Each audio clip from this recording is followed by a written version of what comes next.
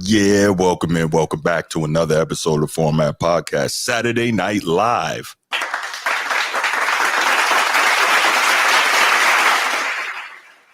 So apologies.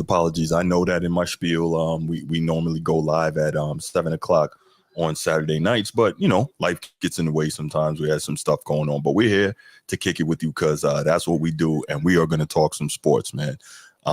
Before we get to that, you know what time it is. If you're here on YouTube and you haven't already, please make sure you go ahead, click that like, that subscribe, that notification bell. Make sure you're kept up to date whenever we drop new content on the channel. If you want the audio-only version of the podcast, open up your audio podcast platform, hit the search bar, type in The Format Podcast, and we should come right up. If you're enjoying the content, make sure you give us that like, that 5-star review, and drop a comment. All that stuff helps us rise in the algorithm, helps us find more sports fans, helps more sports fans find us. And finally, make sure you write it down, put it in your phone, set an alarm, do whatever you got to do to remember. Saturday nights at 7 p.m. we are live here on the Format Podcast, and we'll give you the opportunity to call in, talk to us, get at me. I love it. I can't.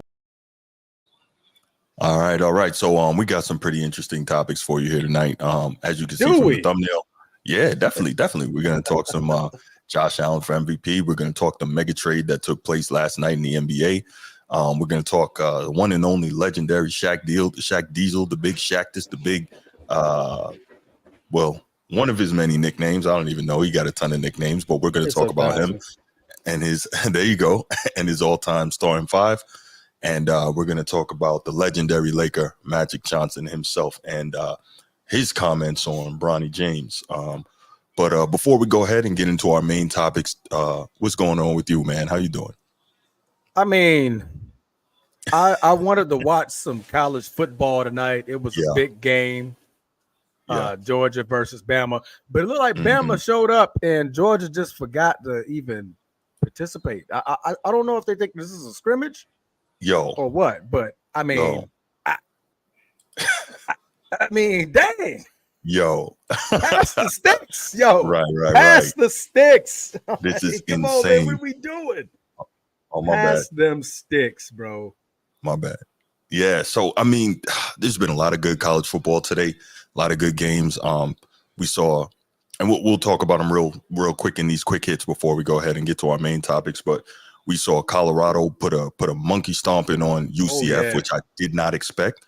So we'll get to that briefly. We got Penn State playing Fighting Illini right now. Number 9 Penn State, number 19 Illinois.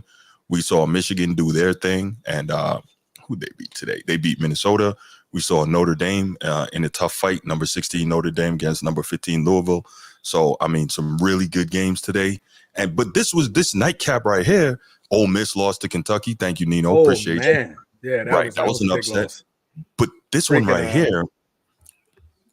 Go ahead, brother. No, I was going to say Oklahoma State and that loss earlier today. I mean, that was like I saw a glimpse of that game. I was out showing some houses and I'm looking at my phone. I'm like, man, they getting cooked.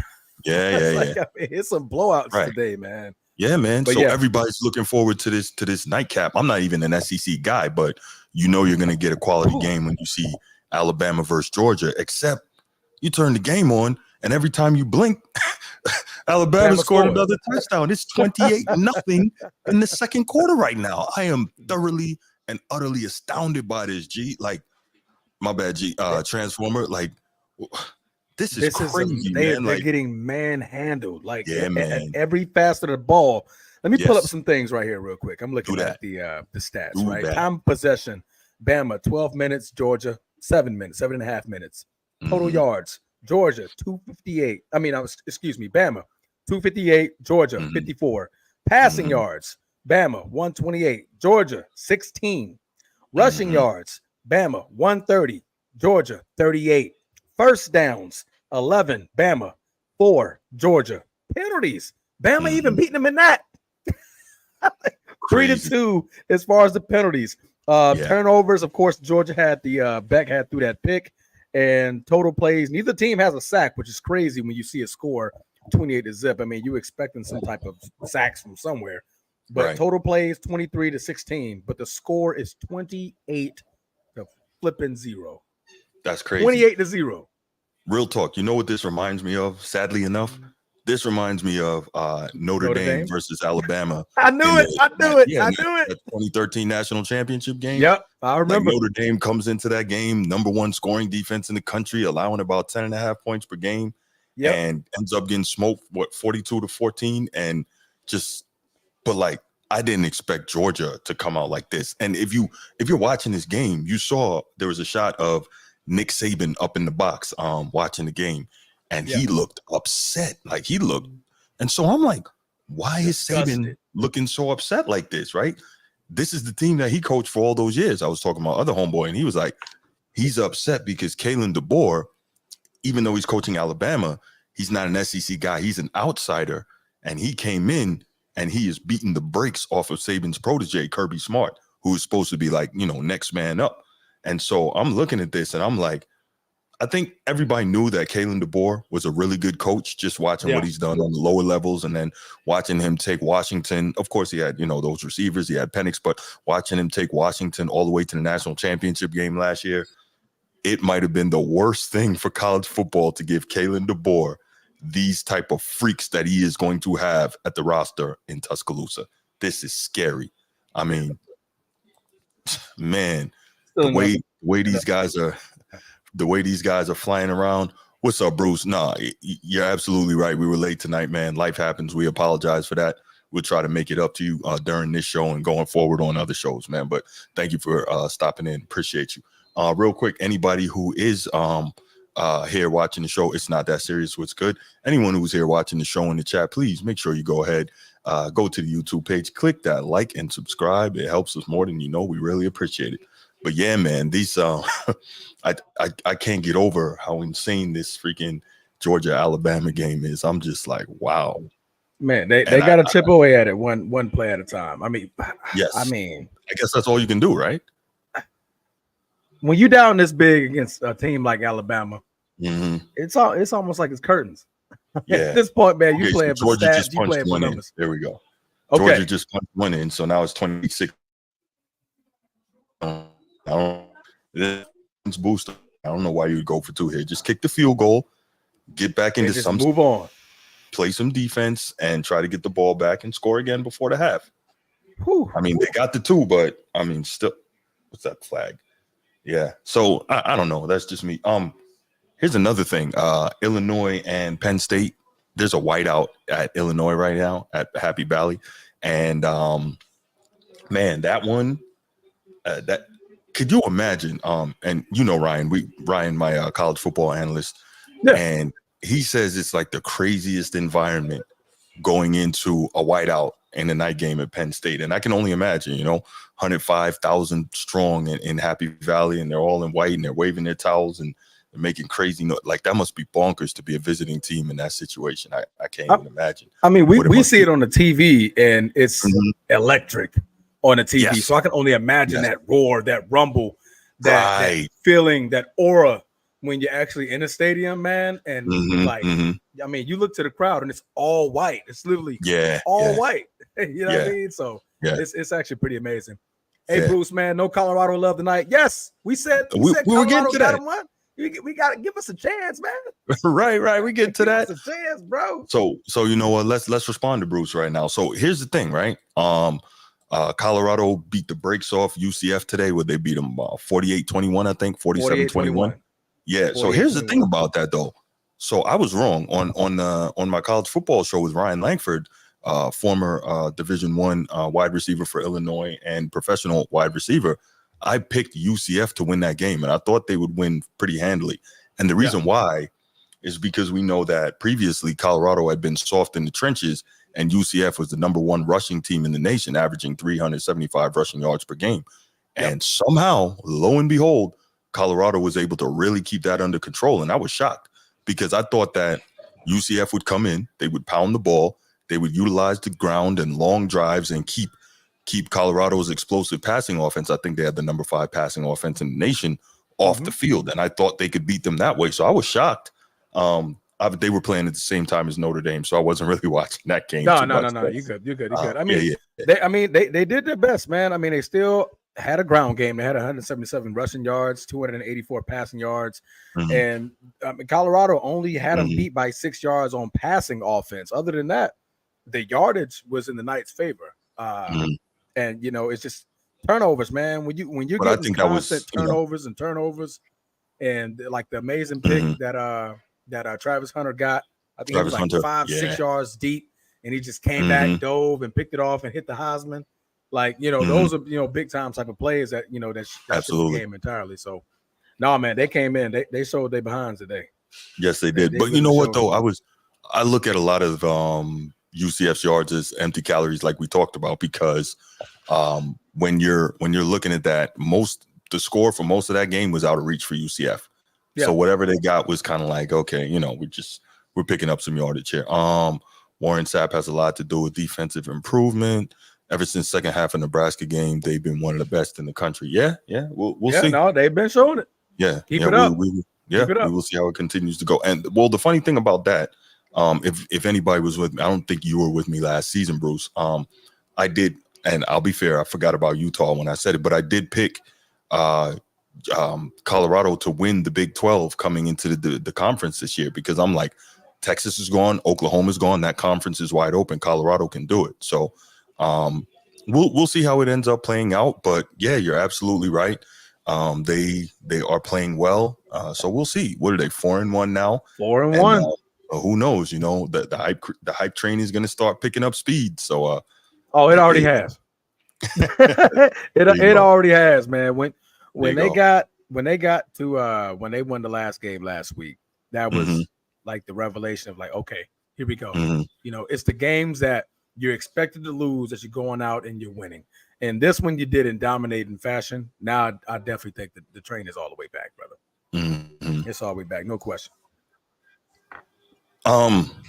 So here's another interesting thing, right? Yeah, Saban looks so irritated. He looks like he's texting Kirby Smart right now. No, but I'll say this. So real quick to the Penn State Illinois game, I think that's so cool, right? Because as we talked about Ryan Langford, my guy, college football analyst for the Format Podcast, he was a wide receiver for Illinois. And his dad, Paul Langford, who played in the NFL for about 10 years for the Dolphins, his dad was a DB for Penn State. And so they're playing tonight, right? So, they're kind of they're doing family rivalry right there. Yeah. So I think that must be such an amazing thing, to be a part of for that father and son duo. So shout out to the Langfords, man. Shout out to the Langfords. I don't know Mr. Langford, so I'm a ride with my man Ryan in the Fighting Illini tonight. Oh man, we work together, bro. That's right. So I'm a ride for the Illini. But yeah, man, college football. I mean, I love the NFL. NFL's great, but college football is so great, man. College football Saturdays are freaking fantastic. They make you not want to go anywhere or do anything.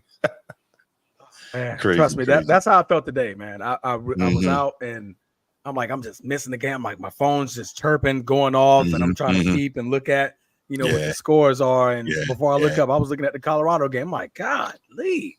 Oh, okay. They really on that stuff today. They really feeling it today, man.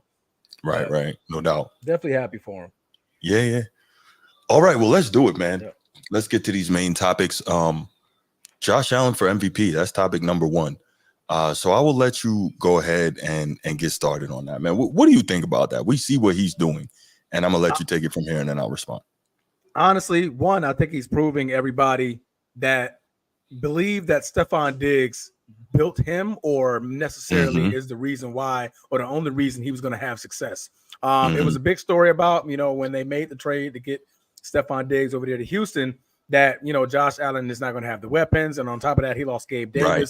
I believe he went to Jacksonville. Correct. He's a Jaguar now. So it was like when you lose your number one and your number two receiver, you're expected to have some type of downfall or some type of just not like you're not really consistent with your receivers and building that chemistry all the way back up. So far, he put all that to bed. He put all of it to bed. Right. Yeah, I mean, you couldn't ask for a better start to where you have 133.7 passer rating in 3 games. I mean, that's a tale of the tale. You don't have no interceptions. You're 7-0 on a touchdown to interception ratio. You're not he's not really throwing for like the big 300, 400-yard games like he was doing before. But he's being very efficient with the football. 75% completion percentage. I believe this last game he was 76.7. So like, you're seeing him really spread the ball around. And I think with Stephon Diggs not being there, without him being there, he now has that luxury. Like, okay, good. Whoever's open, what's the play? All right, what was this play designed for? To get you open. Okay, I'm going there with the ball. I don't have to force feed Stephon Diggs to keep him happy like that. Diva, I don't like to use the word diva, but that's what they're going to call him, Stephon Diggs, saying that, I need the ball here, I need the ball there, I need the ball there. You don't have to battle all that. Keon Coleman ain't going to tell you need the ball. He's a rookie. He can't take Kincaid. He's not going to demand the ball. Like, this is his second, third season. So, what's his name? Shakir. I think this is his second or third season. So, like, those guys aren't going to demand the ball. They just, hey, I'm gonna run my routes. I'm gonna do everything to the best of my ability. Allen, get me when you get me. If it's my call, it's my call. And then on top of that, Josh Allen's always been a great runner of the football as well. So I think, with that aspect of him looking this good in the passing game, and you're still quite dominant on the run game whenever you have to scramble out of the pocket. I mean, I don't see where Stephon Diggs is needed. Right. You know what I'm saying? Right. So no, you're right. For MVP, I definitely have him as the front runner right now. He's darn near playing to perfection. That team's 3-0. Now, granted, the competition isn't crazy, and then you're going to scoff at the Jaguars.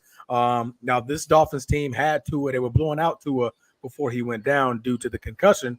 And the Cardinals, where they was kind of Kyler Murray's kind of figuring out. Kyler Murray and the Cardinals have those up and down games, but still, they do.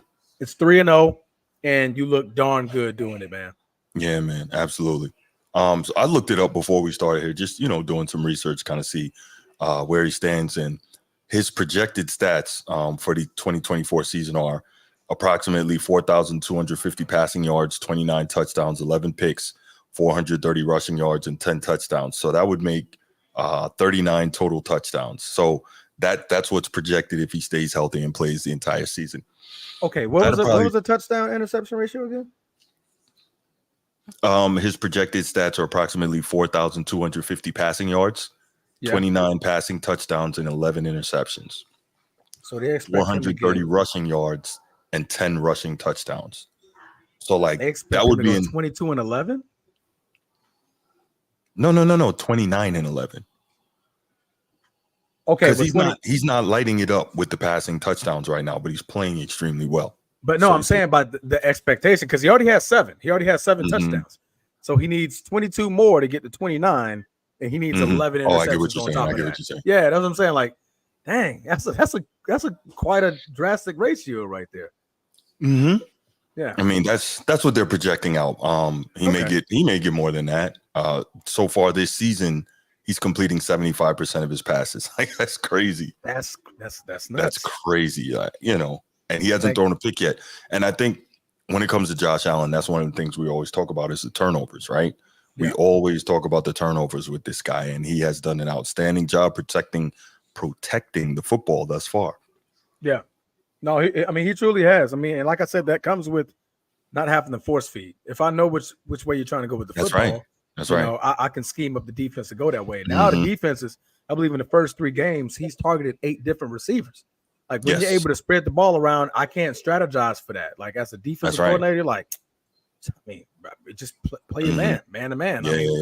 What can we do when he's really, spreading the ball around like that? So no, he's doing a great job, man. He's lighting it up. Like I said, when you're 3-0 and you hot like this, you're gonna be that early MVP. That's without a doubt. I mean, you have 3 other undefeated teams. You got Kansas City, but Pat Mahomes doesn't look like wowing. You have the Seattle Seahawks. Geno Smith isn't wowing you. No, as long as these guys continue to win, they'll be in the argument. Yeah, they'll be in an argument. But he's not only 3-0, but he's also wowing you with his play. Yeah. So that's gonna put him up there. No, absolutely. I like what we're seeing from him so far. And the thing about him, remember, over maybe the last 3 or 4 years, I guess since that shootout that he had with Pat Mahomes in the AFC divisional round game, where they lost in those final 13 seconds, every year after that, oh, this Patrick Mahomes, this is Josh Allen's year. You know, he's going to be the MVP, and we pick Buffalo and finally get to the Super Bowl. So this may be the year finally that he's able to make those things happen. No, and it could. I mean, it's definitely a possibility. I mean, nobody in the league right now is looking like dominating. You know, I feel like that's kind of weird. Nobody's really playing that like, okay, I'm scared of that team type of football. And from top to bottom, I mean, even the defending champs, you know, they're barely getting by with their 3-0 record. Yes, they're undefeated, but it's not like, you know, like, I mean, we look beatable, right? Like, there's no team that's just completely dominating both sides of the ball to where you're like, golly, I don't want to play them. I don't want to play them, but I think he's pretty much close to perfection as you're going to get for a team that's 3-0 right now. I believe who they got next? Baltimore. And I was about to say, at risk of pulling a G move and letting the Ravens, hijack this segment. Which no, I'm not going to do that. But in all seriousness, that's going to be a legitimate test, because even though Baltimore's 1-2, that's still a very good football team, right? And no, absolutely. Him and Lamar Jackson, that's going to be special. That's going to be a good battle right there. So looking forward to that. So if he can, come out on top of that, and like I said, man, the biggest thing for him is keep winning and control the turnovers, and he's got a very good chance of having a lot of success this year. No, just keep it up, bro. That's all you got to do is string. Like at this point, you're due a bad game. Let's just say one, but I mean, right now you're playing stellar football. I mean, whatever they got cooking up over there in the offensive coordinator room, they're like, hey, look, this guy is the guy on this play. This guy is the guy on that play. And each and every play is something completely different. Like these numbers they're nothing to scoff at. Like these are very, very solid numbers to start off with, man.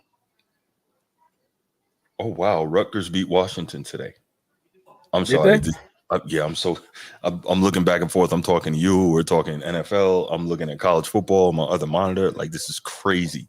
I'm up and down looking at my phone, my computer. I'm like, let me pull the stats for Josh Allen. Oh, let me check the update and make sure this game's good. Okay, good. Like back and forth, man. Man, this is a funny one today, man. I love this, man. This is the beautiful thing about sports. But yeah, man, Josh Allen, I think he's got a really legitimate chance to win this thing. And to your point, nobody is really in a position to kind of run away with this thing. So we'll see. No, I think the way what's the kid? Jaden Daniels, the way he playing, he might end up in the MVP conversation if he keeps it up. Wouldn't that be crazy? Yeah, I mean, like I said, it's any man's race right now. I think it's too early for MVP talk, but Allen is playing good and seems to be more composed so far this season. I mean, that's why it's early MVP. Right, exactly. That's the fun of it. Never right? too early, man. People do preseason MVP picks, so I get what you're saying. It's not that serious, but no, it's not that serious of an MVP pick. It's just right now, right. Based on what we see right now, the tail of the tape. Tail of the tape, man. Tail of the tape. But no, that team is solid, man. I mean, I think if he comes out and he plays Baltimore and he throws 3 touchdowns and 1 interception and they win, he's definitely leading in the MVP race. Yeah, I think if he plays a game like that, he's due a pick now. I mean, he's not Aaron Rodgers. Aaron Rodgers is like one of the few players that can go, this long without throwing an interception. I think he had 45-5 one season. Something crazy. It was something ridiculous. Yeah. But that's not expected of Josh Allen. He's more of a risk taker than Aaron Rodgers was. But I mean, if he goes in, and the game is in Baltimore, right? The game is in Baltimore. And if he slings it, gets you about 250, 300 yards, 3 touchdowns. Because I think it's going to be a little bit more of a shootout than what we're thinking. And I think it's going to be put on the shoulders a little bit more this game. So this is a true test for what they've been doing this far, man. Right. Quick side note. Georgia stopped Alabama on 4th and 1. Alabama's offense comes onto the field and Carson Beck promptly throws an interception. Oh, you're ahead of me, dude. I just got the part when they got the ball. My bad. I'm gonna tell. There it is. Intercepted at the 49-yard line. There you go. What, you got DirecTV? I'm looking at the updates on my phone. Okay, I got you. Yeah. But I got too much going on over here at my computer. Too much. To deal with that, man. It's just too much. I can't even put it. I can hear the game, like hear from the living room. But yeah. Yeah, it is amazing. But what we're gonna do now, I'm so sorry. To the watchers and the listeners, I'm so distracted with all this football going on. But yeah, so that's pretty much it for the Josh Allen for MVP. Putting the phone number in the chat, 904-219-8264, 904-219-8264. And it's scrolling on the bottom of the screen. Give us a call if you would love to share your thoughts on what you think about NFL MVP. Is it too early? Do you think Josh Allen has a legitimate chance based on what we've seen so far? Love to hear from you. Yeah, go ahead, call us. Format Podcast. Let's get it. 219. Yeah, there you go. 64. There we In the go. meantime, I'll get some water. In the meantime, I'm gonna get some water too.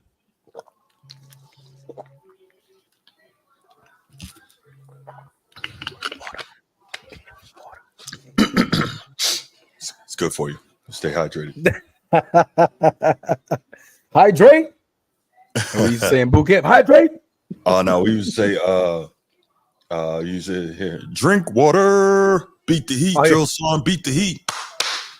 Then you gotta take a knee and drink y'all that had canteen. a whole chant for it. We had a whole thing, yo.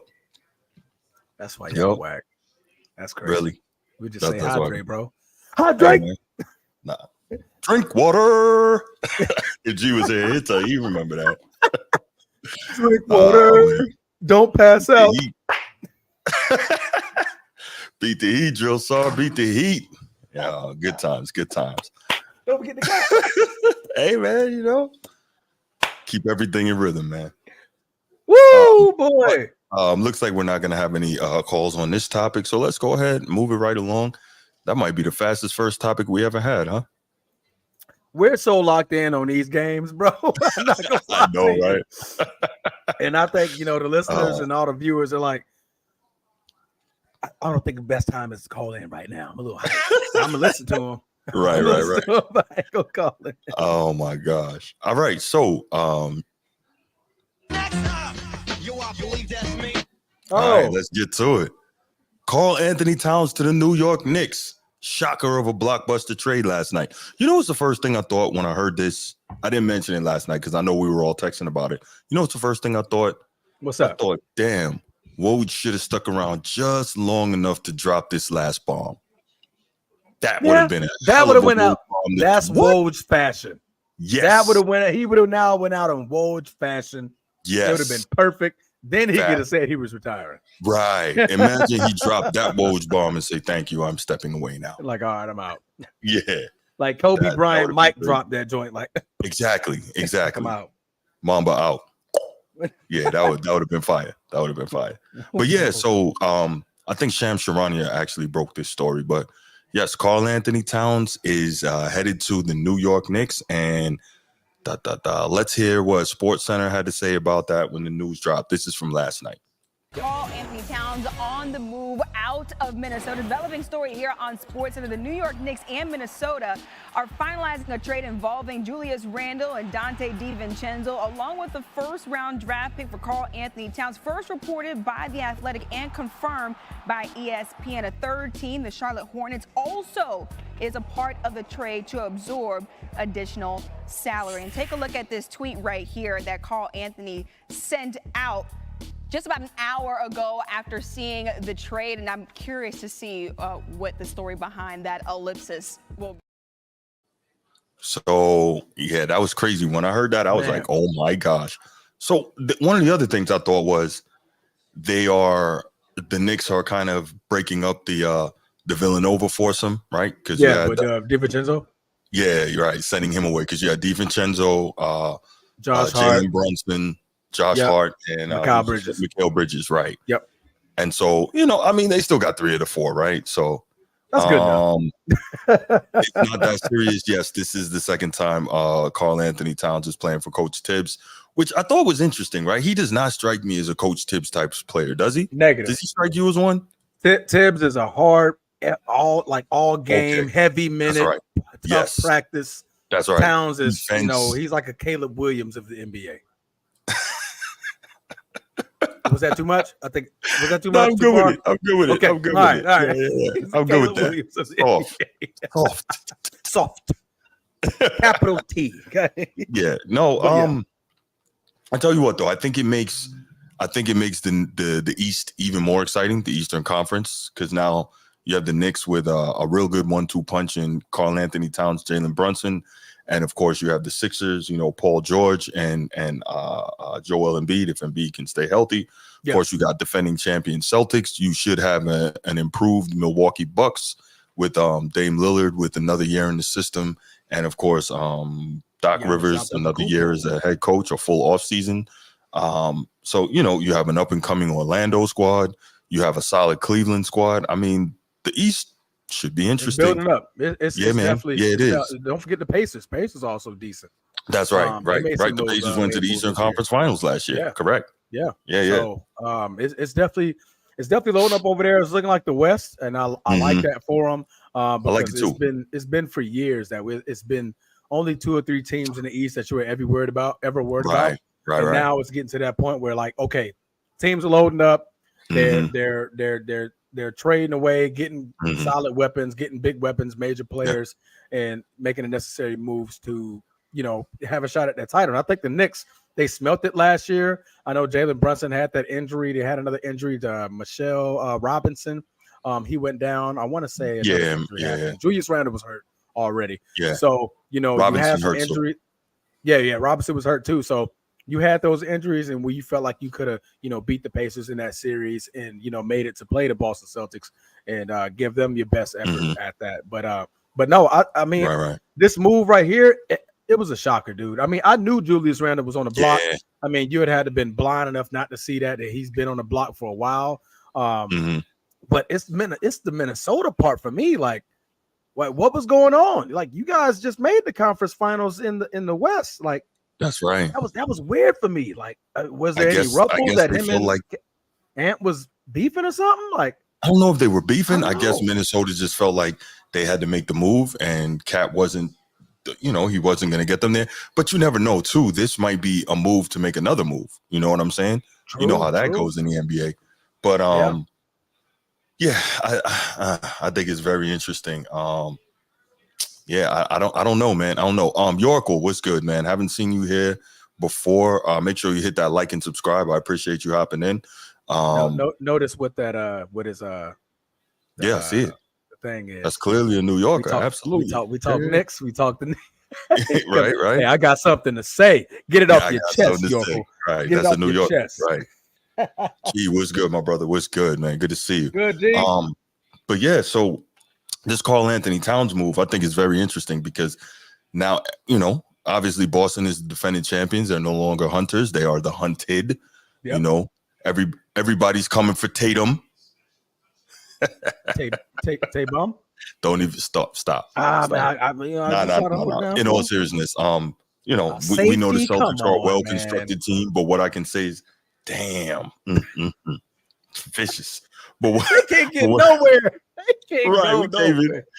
Yeah, man. No, but what I can say is that the Celtics obviously were a well-constructed championship level team who won it all, but to G's point and to all of our points, they had an easy path to get through there, based on the fact that they faced a lot of teams that had injuries, right? So now you have the fact of, I know, right? I know, Nino. Hey, man, I guess you don't want to. He's ducking the smoke. Nino, watch this.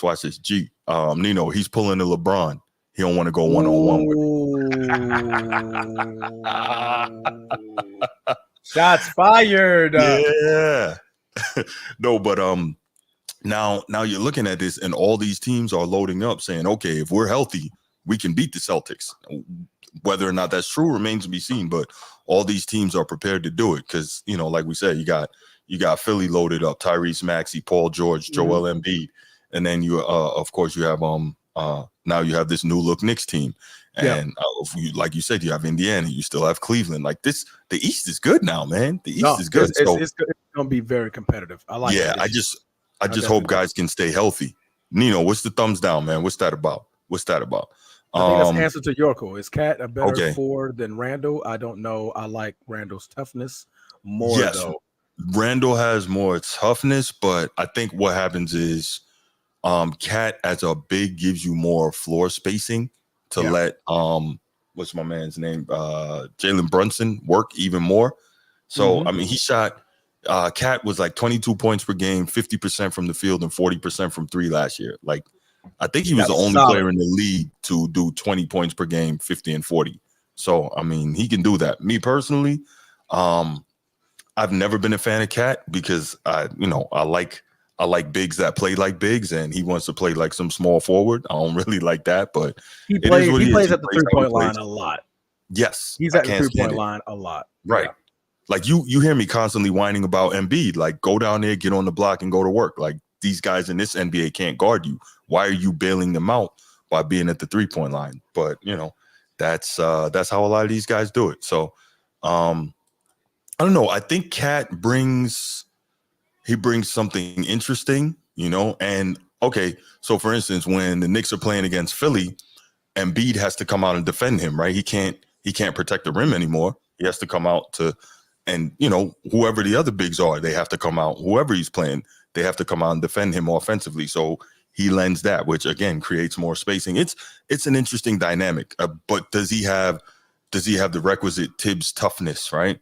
We know he knows Tibbs' defensive system, but does he really defend like that? Not that I recollect. I don't know if the Knicks got any better or worse. I think they got different. But again, I commend them for trying to make an actual move. Yeah, you're absolutely right, Bruce. He was expendable because Naz Reid was balling. Yep. No, great point, Bruce. But yeah, I think I don't know if Cat makes him better or worse. I think he makes him different and brings a totally different element, which could help the Knicks in terms of matchups. So, there's that. Yeah. Real quick, if you haven't already and you're here in the chat, please go ahead, click that like and subscribe button. Really appreciate you. Helps us out. And click the share button too, because share button is powerful. Helps bring more people in here and get different voices and get different thoughts and continue to help the channel grow. So I don't know. I like I said, super shocked by this. I think it makes the Knicks certainly interesting, which is something that, any sports league wants its New York City teams to be good, right? Because when New York City is relevant, that's money, that's viewership. What is it? 60% of all people in the United States live east of the Mississippi. So that is that a fact? Yeah, I believe so. I mean, well, yeah, you look at these Middle Eastern states. Yeah, think about Atlanta, DC, Philly, New York, Boston, Florida. Miami. Yeah. Right. So, this part of the country, and obviously when New York City is humming, that's a totally different thing in terms of money for any for any business. Christopher says, I thought they would have traded Rudy first. So let me ask you this, Chris. Why would you think they would have traded Rudy first? I'm interested to hear your thoughts. Rudy right I think I know where you're going, but what was that, Transformer? I said, who wants Rudy right now? That's my question. Like, I think Rudy Gobert gets such a bad rap for doing what he does. Well, let me say this. I think Rudy Gobert he was born in the wrong time, right? Like, there were certain guys who played back then who would have been better now. Like a Sam Perkins or a Darko Milicic or something like that, right? Guys who were really perimeter-oriented bigs. Rudy Gobert is a guy who would have been better back then, right? Rebound, play defense, protect the rim. Like, that's him. But what happens is this. No, it's Christopher. It's not that Rudy doesn't listen to calls, right? Here's the problem. You have idiot coaches who want to go with this nonsensical mentality of switch everything in the pick and roll, right? So now what happens? You have, if you're a coach, and if I'm a coach, I got Rudy Gobert as my 5-man. Why would I play switch everything instead of doing it like how we used to when we came up playing ball, right? Let's say if I get caught in the pick and roll, I switch out on yours, I hedge just until you can fight through the pick, get back to yours, then I can get back to my original assignment or protecting the rim or whatever that was. Instead of allowing, because you're switching everything, a defense where, like we saw in the playoffs last year, I'm Rudy Gobert, I'm 7'2", I'm a shot blocker, rebounder, get caught on the perimeter and get put in the blender by Luka. Like, that's just stupid defensively. If you have this guy, why would you allow that to happen? So I don't blame Rudy, I blame bad coaching. So that's not that, And Rudy wants to do his own thing. Rudy knows what he can and can't do. Yes, exactly. And right. And then you hear the sports media talking about, well, Rudy's unplayable in these games, sit him down, blah, blah, blah. No, idiot coaches are not running the right defense when you have that guy as your anchor. That's my problem. Christopher says, I don't mean coaches, bro. I mean when Ant-Man is motioning plays and he literally okay. On offense, he's not playable. He's not playable on offense. So here's the thing, right? If you watch if you look up like Rudy Gobert or whatever on YouTube and you watch him, he's a traditional back to the basket big with that skill set. It's not that it's not that he's not playable. This guy was born in the wrong time. He's not right for this NBA. And again, if you know you got this guy, you need to put some stuff into your schemes, whether it's defensively or offensively, that takes advantage of his skill set. That's my thought, but I could be wrong. 2 pit bull dogs for a cat. I think the Celtics benefited from this trade. It's going to be very interesting. But the thing about it is that one of the pit bulls that the Knicks traded away all of a sudden didn't know how to work when it becomes playoff time. That's Julius Randle. Great point. That's my biggest downside about Julius Randle. He could definitely light you up in the regular season, but when that playoff lights turn on, Julius Randle it's like not he fades the block. He can't shoot. 3-point percentage wise, he just drops drastically. And I think that's why we just knew Julius Randle was going to be traded, right? So you knew that you were going to lose one dog. You had especially to lose watching the way, especially watching the way Jalen Brunson went off in the playoffs last year. You kind of had the feeling like, weren't we on the show talking about what's going to happen when Julius Randle comes back? I think so, right? Yeah, and I said he was going to get traded. You did say that. That's right. Yep. Exactly. Yep. Trade him. Yep. I immediately said trade him. I was like, yep, trade him. Get him out of there. I mean, obviously, you saw what Jalen Brunson and the Knicks could do without Julius Randle at all in the playoffs. So, I mean, he took you guys that far. So, if you give him a little bit more floor spacing, a little bit more shooting to go along, I mean, in a big man and cat, that's why I think I like the trade more than people think. I think that we're looking at the toughness part of it, right? Granted, Cat isn't the most toughest person in the world, but I mean, he's a big shot maker. I mean, he could put some balls in the basket. Pause. When Jalen Brunson needs that breather, Julius Randle just wasn't doing that. When it became the playoffs, Julius Randle turns to a shell. He can't shoot. Does.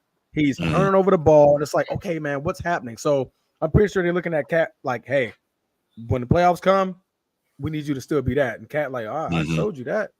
Yeah, I can still give you numbers, but yeah, super pause, bro, super pause. No doubt. Eric 0215, appreciate you. I think you're new.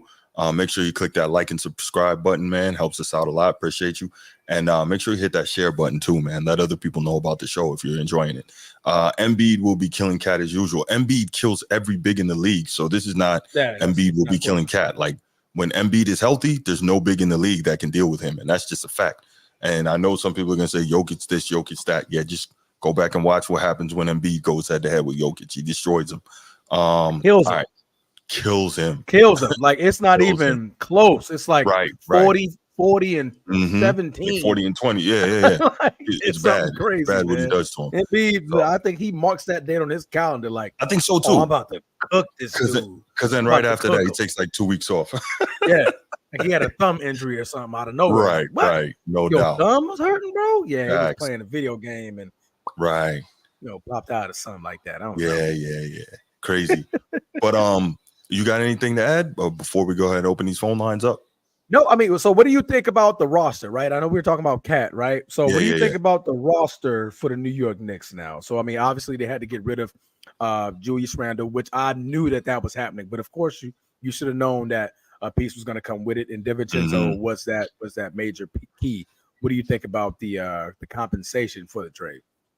I think it's fair. Again, I would have loved to see if somehow DiVincenzo could have stayed because that's another shooter and that's another guy who will defend. That's another tough guy. And that's, that's that heart and chemistry of that Villanova unit. But, it's how rare is it that you got 4 guys from a national championship team in college on the same team in the pros, right? True. So I think we had to know that it was a nice story, but it ideally wouldn't have stayed together for any extended amount of time. So, it would have been nice to see him stay, but it is what it is. It's also business. But, you still got 3 of them, and you got a healthy OG Anunoby coming back. I don't know about the Knicks' depth, and honestly, Tom Thibodeau doesn't seem to care too much about not at all. Everybody's playing 45 minutes. Yeah, he gets his 7-8 guy rotation, and he's going to play him. That's why, a lot of times they have difficulty going deep into the playoffs. So we'll see. I mean, I think the roster is going to be what it's going to be. Tibbs, I guess you can't teach an old dog new tricks, but he needs to find a way. And I'm not saying to load manage, but he needs to find a way to manage these minutes better than he's doing. This trade wasn't originally planned Mooka waves because Daquan Jeffries sign and trade. The bench is thin. That's what I thought. The bench is thin.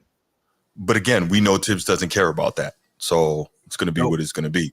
What did Josh Hart? Josh Hart played 3 straight games, no rest. 48 minutes in the playoffs. Yeah, right? It was 3 straight games. Yes. Tibbs, get a man a break. Nah, man, he out there balling. And Josh Hart was out there playing power forward. The boy's 6'5". Shooting threes, grabbing 20 rebounds out here. He was not. Yeah, he didn't care. Hey, but you know what though? Those are the guys Tibbs loves though. You know what I'm saying? So, Nino report said it was either keep Cat or Reed. Exactly. And they love what Nash Reed had become for that team. So, they said, all right, Cat, you can go. And you know what? This is the beautiful thing for Cat. He's a New Jersey kid. So, he's going right back home to the tri-state. So he's chilling, and he's Dominican. He's probably going to be uptown in Washington Heights all the time. You know what I'm saying? So it is what it is. Definitely. But so I think this is beautiful for him. He probably grew up rooting for the Knicks and all that. So like most of these cats who get a chance to play for their hometown teams, your Derrick Roses, your Stephon Marburys and all that, it's a beautiful thing when you get that opportunity on a professional level to do that. So hopefully all those things will help him to be a better version of himself. I don't know if he can ever get tougher. I don't know if he has the mindset for that. I don't think he does, but maybe being in New York, being in the Garden, being in the Mecca will help. So who knows, right? Okay. All right. So that's New York. What do you think about Minnesota? Obviously, they got Dante DiVincenzo, and now you put Julius Randle at your 4. So now you got DiVincenzo because it's going to come off your bench because you're not going to bench Anthony Edwards and you're not going to bench Mike Conley for him. Right, obviously, Dante came off the bench in New York. So looking at the roster right here, Rudy Gobert at the 5, Julius Randle at the 4, Jaden McDaniels at the 3, AE at the 2, Mike Conley at the 1 off your bench. You got Joe Ingles, you got Naz Reid, you have Dante DiVincenzo, and you got Rob Dillingham, that rookie. Oh, yeah. Drafted. So that's not a bad second unit. And depending on how you mix and match it. And I believe Minnesota's coach was Julius Randle's coach in New Orleans. And so he's got a good relationship with him. And he kind of likes, what Julius Randle brings to the table. So, excuse me. Should be interesting, man. Should be interesting. But again, this is the West. The West is going to be difficult. And I think probably that we may be in a situation where they are still going to make another move, they being Minnesota. So I guess we just got to wait and see. I definitely see it, man. I mean, for the life of me, I don't see how Rudy Gobert and Julius Randle and AE fit. To me, it just sounds weird. Like it doesn't make quite as much sense to me. I feel like one of those have to go. Like it's a missing key piece because one, you lose shooting and you gained toughness. I mean, AE's tough as it comes already. I mean, Julius Randle obviously a worse shooter than Karl Anthony Towns. Rudy Gobert not known for being a shooter at all. So now you only have AE, Jaden McDaniels, and Mike Conley. So I don't know. It's kind of a weird fit to me. Honestly, it's kind of a weird fit. I see maybe Julius Randle maybe moving again. I don't think his anchor is set in Minnesota. And that's just my opinion. So right. Well, I don't know, man. It's interesting, brother. I know Minnesota's is looking and they're saying, well, we made it to the Western Conference Finals last year. We got hung up there. So if we want to get back there and advance to the NBA Finals, we have to do something. And I guess they felt like they couldn't get it done by keeping the roster as currently constructed. So, The Knicks lost to the Pacers because of depth. Knicks repeating the same thing last season by doing this trade. I'm not happy with this when I think about the depth again. And yeah, I mean depth again because I think that's when Jalen Brunson hurt his hand. I believe that series. Yeah. So when that happened, you ended up losing Michelle Robinson. You lost him as well in that series. So I mean, it was quite bad, man. Once you lost those two, it was kind of writing on the wall. I definitely had the Knicks winning that series as well, but you can't really have much when you lose your anchor in the center and you already down Julius Randle and you lose Jalen Brunson. So yeah. No, I can agree with that, but I think that realistically, as long as Coach Tibbs is your head coach, depth is going to be an issue because that's how he does it. So we'll see what it is. Nino says, oh, nice says it's a blessing to have Cat and Brunson. Knicks are going to be very dangerous. Nice, you're new to the channel. Nice. Haven't seen you here before. Please make sure you go ahead, click that like and subscribe and hit that share button, man. Let's bring some more people into the chat if you're enjoying the sports content that we're bringing you. Real quick, I know we got 3 basketball topics tonight. Normally it's football season, but basketball is coming and it's coming quickly, right? So these were some interesting topics that came up, but have no fear. Football is not going anywhere. We do right here on the channel, we do a weekly college football show as well, and we talk plenty of NFL. So have no fear if you're concerned about that. But yeah, Yoracle says now Brunson might have to play 40 minutes every night with Randall gone. How many minutes did he play last year? A lot. Minute count in the playoffs, man. Them guys. Oh yeah, it was in the playoffs. I mean, everybody that's Tibbs' thing, bro. Everybody plays 45 minutes. You only get 30 seconds each quarter. All right. Yeah. And that's it, bro. He's an old breath. Like that's juice. What he does. Yeah. All right, back on the floor. Yeah. I need you, big fella. That's how he coaches, man. That's how he coaches. But let's go ahead and you ready to open up these phone lines, Transformer? Yes, sir. All right, let's do it. Let's open up these phone lines. I'm going to place the number in the chat, 904-219-8264, 904-219-8264, and the number scrolling on the bottom of your screen. You can go ahead, give us a call, give us your thoughts on this blockbuster trade, sending Karl Anthony Towns to the Knicks and Dante DiVincenzo and Julius Randle to the Minnesota Timberwolves. We'd love to hear your thoughts, hear how that affects each conference, hear how that affects each team. And yeah, let's get it. And who do you think won the trade? If you think anybody won the trade, who won the trade? Yes, who won the trade? Okay, Penn State is now up 14-7 on Illinois. All right. My nose are down 9-14 to SMU, man. Come on, bro. Wow. Know, right? Well, listen, I'm happy. My Irish got out of there with a win today. They've got a bye next week, and right. Not bad, man. I'm salty, bro. I'm salty. The rest of the season. All right, let's see. We got somebody's calling from New York. Let's see who this is. Yorkle. Probably. New Yorker, New Yorker. Who's this? Hey, it's nice. From Colorado. Nice. What's up? I see you got the 347, man. You're a New Yorker?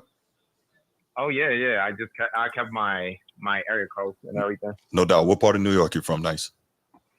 I used to be from Harlem. Okay. I used to live in Brooklyn, man. Good stuff.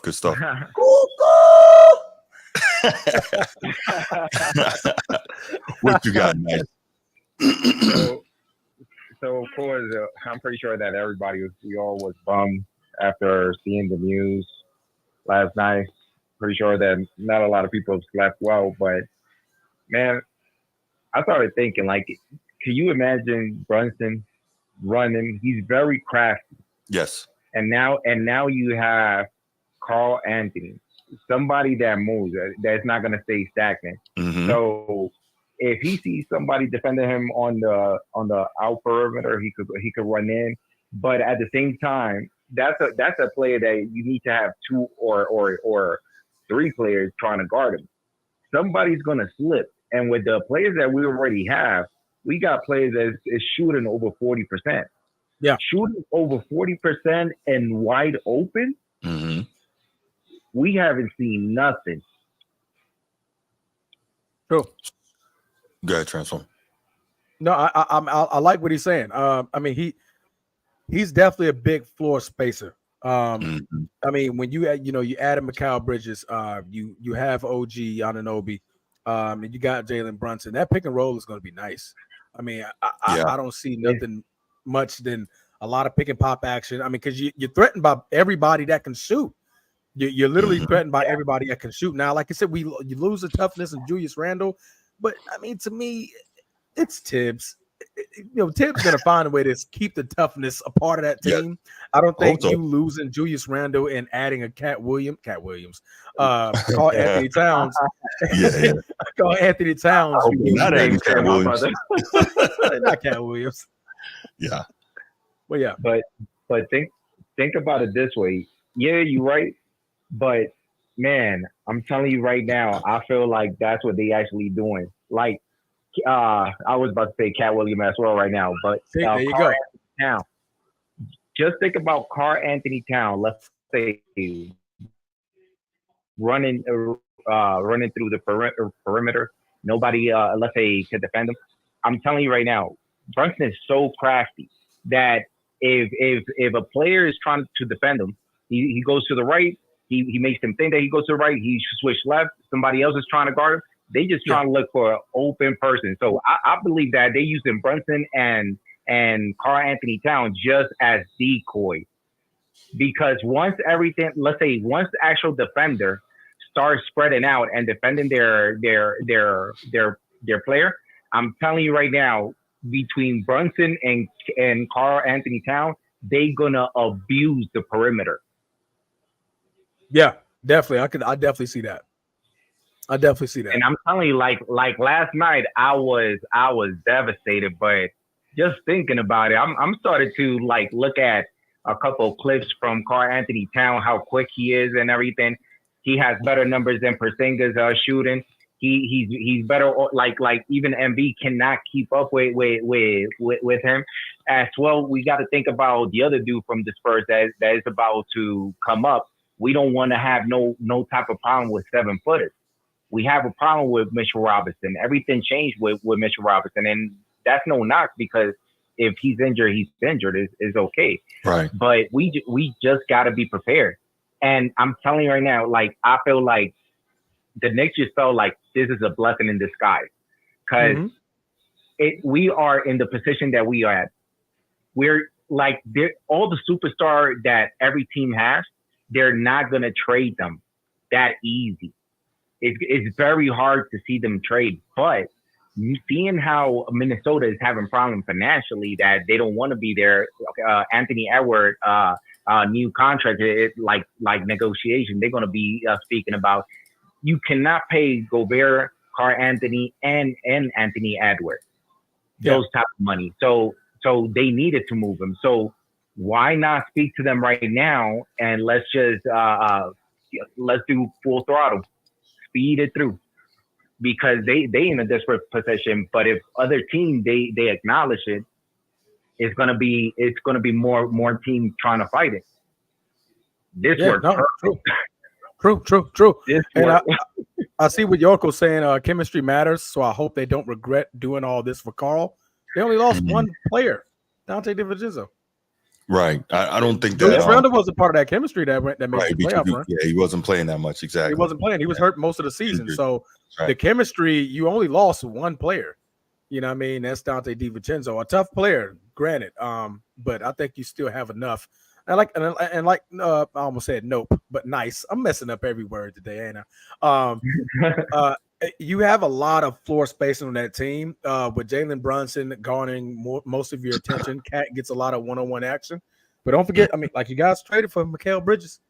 That man is a bucket. And I mean, he can go get you a bucket at any moment. Great three-point shooter as well. So that's just, I mean, it just opens up the floor a whole lot for you guys offensively, that I don't think you're going to have to work as hard defensively as you guys did last year. I just want to say something real quick. On everything that you said is pure fact. But the funny thing is that we talking about Brunson and Karl Anthony Towns, and we forgot about Mikal Bridges. Yeah. Bro, I'm telling you. True. I'm telling you, this team is going to, oh my God. Bro, if we just calm down, we start seeing how dangerous, like, there's a reason a lot of let's say news and everything is giving us A+, A minus, but it's never B+ or nothing like that. The only reason they doing it is because they seeing it from afar away. We seeing it as a fan. We are too close to the TV that sometimes we are a little bit attached to players, and we be seeing how they play, and we be thinking about their potential if they stay here a little bit longer. But it's not that.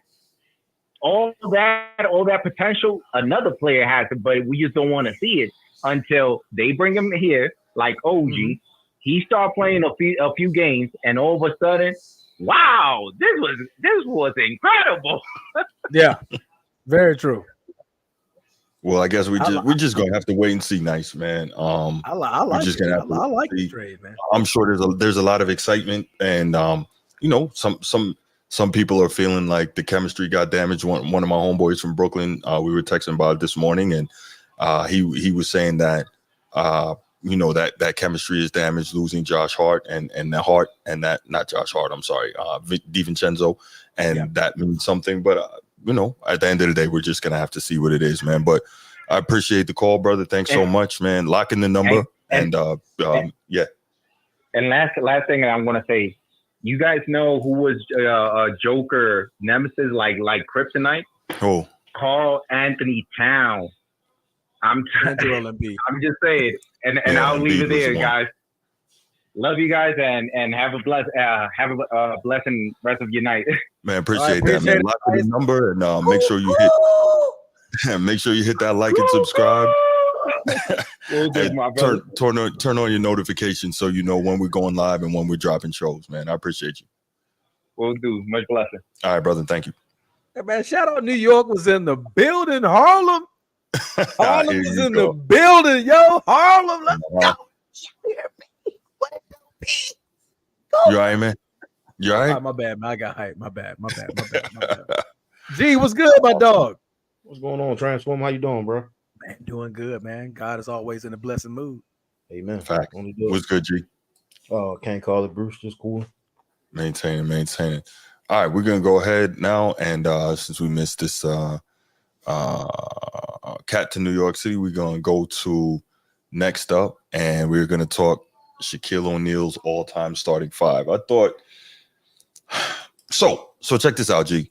Remember last week, one of the things we were talking about was you were telling me how the players always know better than people who didn't play, right? But then when you listen to these players, number one, most of the time they spend a lot of time contradicting themselves. Number two, they say some things that just doesn't add up, right? So you hear a lot of times these dudes have these all-time starting fives lists, right? And I'm like, are they just saying their all-time five best players? Are they saying their all-time starting five that they would, put a team together and play with? Like, I'm really never sure, because a lot of these times these guys' all-time five doesn't make any sense, and it doesn't line up in terms of a team that would play effectively together. I never understood that. But so let's go ahead and let's take a look at Shaquille O'Neal's all-time starting five. I'm curious. And then correction, his all-time five. That's what I got. And we'll come back and talk about it. So this is his all-time five. Michael Jordan, of course, no question about that. The Mamba. Okay, cool. Got that. Now, we're already starting off weird because I'm like, you basically got two of the same player. Right. Dr. J. And okay, I get that, because if you I'll get back to it. Karl Malone at the 4. I think I know why he chose Karl Malone. I'll get to that too. And he chose himself at the 5, which I'm like, okay, interesting, right? So 1. Who's the point? Okay, there you go. You have no point guard. Theoretically, maybe Mike could play it, or Kobe could play it, because if you remember, in 1988, this is a year before Doug Collins got there. Not Doug Collins, Phil Jackson. Doug Collins had Michael Jordan playing the point. He averaged 32, 8, and 8 on the season, and he had 10 triple doubles in the span of 11 games. And I think he led the league in steals. So Mike theoretically could play the point while still scoring, but I would never have Mike and Kobe on the floor at the same time. It just ego is way too heavy. It doesn't work. And I mean, they are, for better or for worse, the same player, right? Yeah. Yeah, Shaq, you never getting the ball. Right. Yeah, you never get the ball. You remember when Kobe said, "Hey man, you want the ball? Rebound it." Yeah, that's all the way you get the ball. Get it off the glass. Mike ain't dumping it down low. Kobe not dumping it down low. Correct. Now Irvin ain't finna pass it. Like, come on, you have man. another elite scorer, right? In Dr. J, right? And this is I know why he chose Dr. J, because if you actually listen to Shaq's first album, he talks about how Dr. J was his idol when he was young, right? That was the guy. And Dr. J, oddly enough, he was like, remember how they had Be Like Mike? That was the campaign for Michael Jordan when we were coming up. A lot of those guys, when they were growing up, the guys who are a little older than us, Dr. J was their guy, because Magic Johnson talks about how Dr. J was his guy when he was coming up. And he almost wanted to nickname himself Dr. J, but obviously, couldn't, because he's, Dr. J was already taken, right? So he couldn't do that. I agree. Top 5 players in top 5 lineups is different. Yeah, I think so too, Nino. I'm trying to figure that out. And so then, so he's got Dr. J. Then he's got Karl Malone at the 4, which I think if Karl Malone had won a title or two, we would look at him completely differently. Because what's he, a top 10 rebounder? He's a top 10 scorer, obviously, and he's top 10 in steals. We would look at him very differently if he had a championship or two. But I think the reason he goes Karl Malone instead of Tim Duncan is because Tim Duncan beat his Lakers teams a few times in the playoffs. So he's like, you know what I'm saying? And when Karl Malone was beating the Lakers, that was before the Lakers really became the Lake Show. You know what I'm saying? True. So I don't think he felt that direct rivalry with Karl Malone like that. And obviously he's got himself as the top center, which is weird because he's on record saying that Dream was better than him. And so I'm like, okay, but I'm not mad at anyone who puts themselves on that top 5. So I've been talking for a minute. G, your thoughts on this? And specifically, I want to know, you were talking about how the player always knows better. Do you agree with this top 5? Because I think this is an example of a player not knowing better. I absolutely do agree with his top 5. Well, that all-time 5, right? Like, looking at, if you really look at it, right, you get a 4, like, and I'm gonna start with Shaq, right? One of the most dominant forces that play the game of basketball. And then you pair him with Karl Malone on the other side. That's unstoppable in itself right there, right? Dr. J at the 3, that's debatable, but that's one of his favorite players.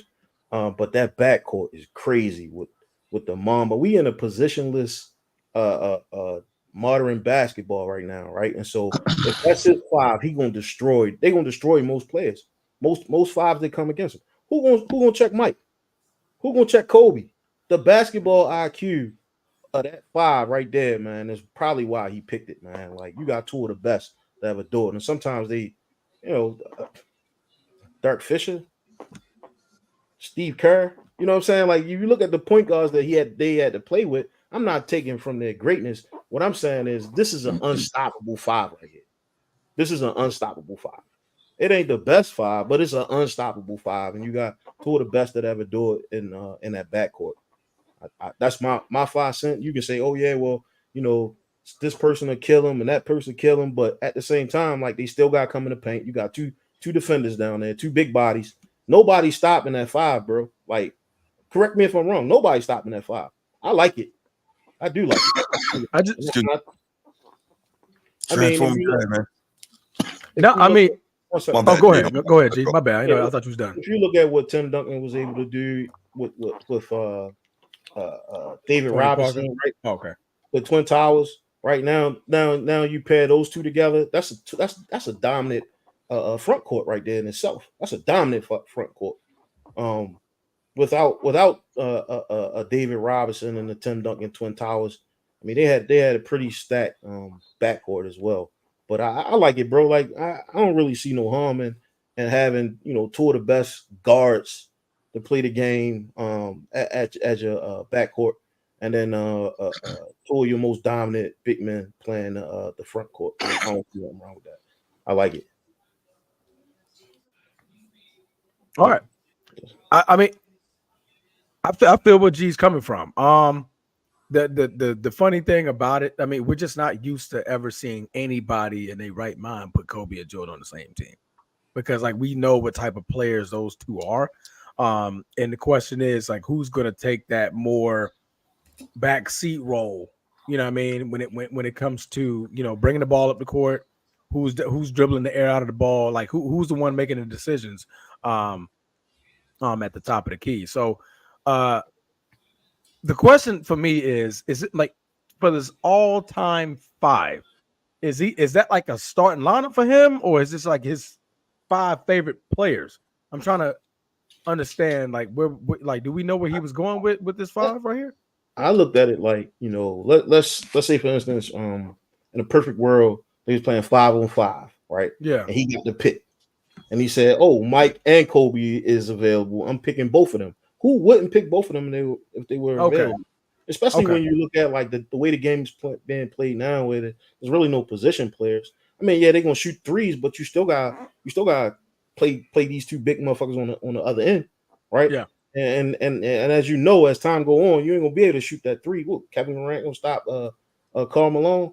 Is Karl Malone gonna stop Kevin Durant? Like it's those factors in it. Like, I don't look at it from like a position standpoint.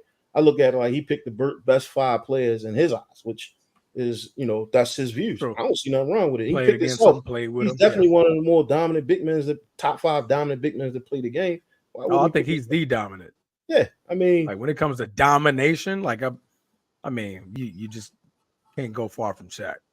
Shaq was like a mover, body mover. Like, I guess an even better question would be, why did he leave Magic, Zeke, all these other point guards out of this? Because he knows, like, when it comes to like basketball IQ, these guys, like, the tenacity are the pinnacle.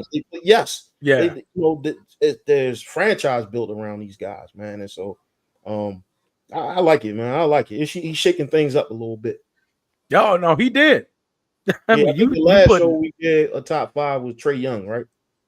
And so the question is, when we did Trae Young's top 5, like this top 5 would probably trash Trae Young's top 5. Oh, without a doubt, because Trae Young was on that top 5. Yeah. Trae Young was on that roster. They gonna kill that kid. They gonna kill that kid, man. This top 5 is his all-time starting 5. I just looked it up. Is it starting 5? Oh, okay. Yeah, that's different. It's different, man. It's very different. Nah, man, this doing it without a point guard, it's just exactly like with 2 of the most dominant shooting guards we've ever seen. I'm gonna give you the unbeatable starting 5. I'm gonna give it to you right here. Oh, unbeatable. Magic. Okay. Mike. Okay. Obviously, everybody healthy and in their prime. Magic, Mike, Bird, Timmy, Dream. Can't lose. Right there. You will not lose. Dream? Yeah. You won't lose that game. You won't. Magic, Mike, Bird, Timmy, Dream. Yeah. Yeah. Can't lose. There's no weakness there. You have rebounding, you have passing, you have IQ, you have defense, you have shooting, you have rebounding, you have shot blocking, you have post scoring. You cannot lose. You got a hella shooting because all them kids can shoot. Can't lose. Bird. I'm trying to tell you. Sheesh. The only one who's like not really a shooter is Magic. But he don't have to because you know what I'm saying? He throwing them no looks. He coming down.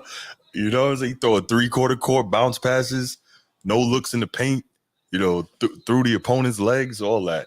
I'm not losing that. And again, no rebounds, no rings. So in this case, if you put that against Shaq's 5, right? Mm-hmm. Obviously, Kobe would be the one guarding Magic. You would want to put Jordan on Jordan. Yeah. Right? Then you have Julius Erving guarding Larry Bird. Right. Karl Malone guarding Tim Duncan. A prime healthy Dr. J and a prime healthy Bird. That's a beautiful matchup. Yeah. Then Dr. J piece Bird up. Like, oh yeah, ping. So hold on. He was in the headlock too. No. This is funny. I was actually talking to my other homeboy about this earlier today. Hey, you know what happened, right? Mississippi. Real talk. Did you ever like look into why that actually happened? Bird was cooking Dr. J so bad, and he was counting the score every time he scored. And I think when that happened, it was 44-6 Bird to Dr. J through 3 quarters, and he kept talking to him, and he was counting every bucket. And Dr. J lost it because he was getting done. Count these hands now. Count these hands. I'm talking, boy. That man was cocking back from the Himalayas. Yeah. Just piecing Bird, bro. Uh-huh. Yee. Yeah. But Nino, how would Magic, Ray Allen, Bird, Bron, and Hakeem do? That's pretty good, but there's no way I'm ever having a 2 guard on my team that's not Michael Jordan. Like or no Kobe. Or Kobe, Kobe correct. or Jordan. Yeah. And there's also no way it's going to be LeBron. See, this is where you mess up, Nino. LeBron cannot play with Magic because LeBron has to have the ball. If he doesn't have the ball, he doesn't know what to do, and he can't do anything. His skill set's not there. I don't know why people try to put LeBron and Magic on the same team. They can't play together because it LeBron doesn't make sense. No. Yeah, he has to have the ball. If you look at every dominant LeBron James team, LeBron James is holding the ball the entire time. Yeah, he's got to have the ball. The play literally runs through him. Yeah, he's got to have it. You know what I mean? Like now, and if you look at, because they're going to be like, oh, man, with Kyrie Irving. But look at how he plays with Kyrie Irving. Yeah, Kyrie plays. Bron goes to a corner. Bron goes to the corner. If Kyrie's bringing the ball up and Bron waves it off like, oh, no, you got it. Bron literally goes to a corner. It's not like he just stands there. Right. He doesn't. But granted, Bron he's coordinating movement around, but he's not doing that. Where's his movement though? Yeah, his movement's not there. He's telling you, come over here. Hey, no, you go over there. All right, I'm gonna stand here like I'm gonna set a screen, but you come over here. Okay, Kyrie shot it anyway. All right, cool. We back the other way on defense. But but yeah, man. Nah, Magic and Bron wouldn't make sense. Yeah, it can't work. Make sense. No. Nino says you can't pick Jordan to play against Jordan. Yeah, I know you technically can't pick Jordan, but I'm just saying that would be my 5. So I get what you're saying though. And my 5 has to have Jordan. So I get what you're saying though, Nino. I think any way you slice it, if you play for a game of 16, right? Like most people play the 16. Game of 16, it's gonna be hard to beat that 5 that Shaq put it. Because you now you telling me that all ones, game of 16, all ones, that Kobe couldn't give you 8 buckets, Mike couldn't give you 8 buckets, right? And they go to game right there. Right. If they missed, you're telling me that Karl Malone couldn't get a rebound and Shaq couldn't get a rebound. You're telling me Dream can't get a rebound and Tim Duncan can't get a rebound? I'm saying it's a different game. I think one elbow from Karl Malone would probably put Mr. Tim on his back, right? Like these 2 physical players that played in the league where they was putting hands on you. I don't think either one of them are gonna be able to stop Shaq. Like, but at the end of the game, it's gonna be 16-0 because Mike and Kobe can't nobody stop them, bro. Like they stop them too, man. Not stopping them, bro. We can look at like the interior guys that's gonna grab rebounds and block shots, but at the end of the day, like it's alley oops and it's freaking poster. What are you talking about? 2 of the best to ever post. I see where he going. You know what I'm saying? Like these guys. I like it.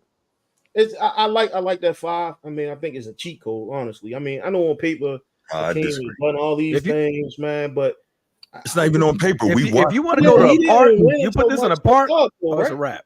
We watched Dream work Shaq out. We watched Dream work Shaq out. That was a young Shaq, though, bro. I don't think that was prime. But that Shaq was dominant, though. Shaq walked in the league getting 24, 14, and 4. But we said prime, though. No, I get what you're saying, but prime Dream, there's no. Listen, I'm going to say something that somebody may not agree with. There is nobody who ever played at the center position that could defend Dream at his best. Nobody. But I think we can say the same for Shaq. We definitely can say the same. We're talking 290 Shaq, not the 240 Shaq that Hakeem beat. We're not saying from a skill. We're not saying from a skill perspective, bro. Of course, yeah, his footwork was probably the best footwork from a big man we ever seen. We talking about total dominance, breaking backboards, moving. Like he kicked David Robinson under the hydros in a playoff game for no reason at all, bro. Like he didn't have to drop kick him in his chest.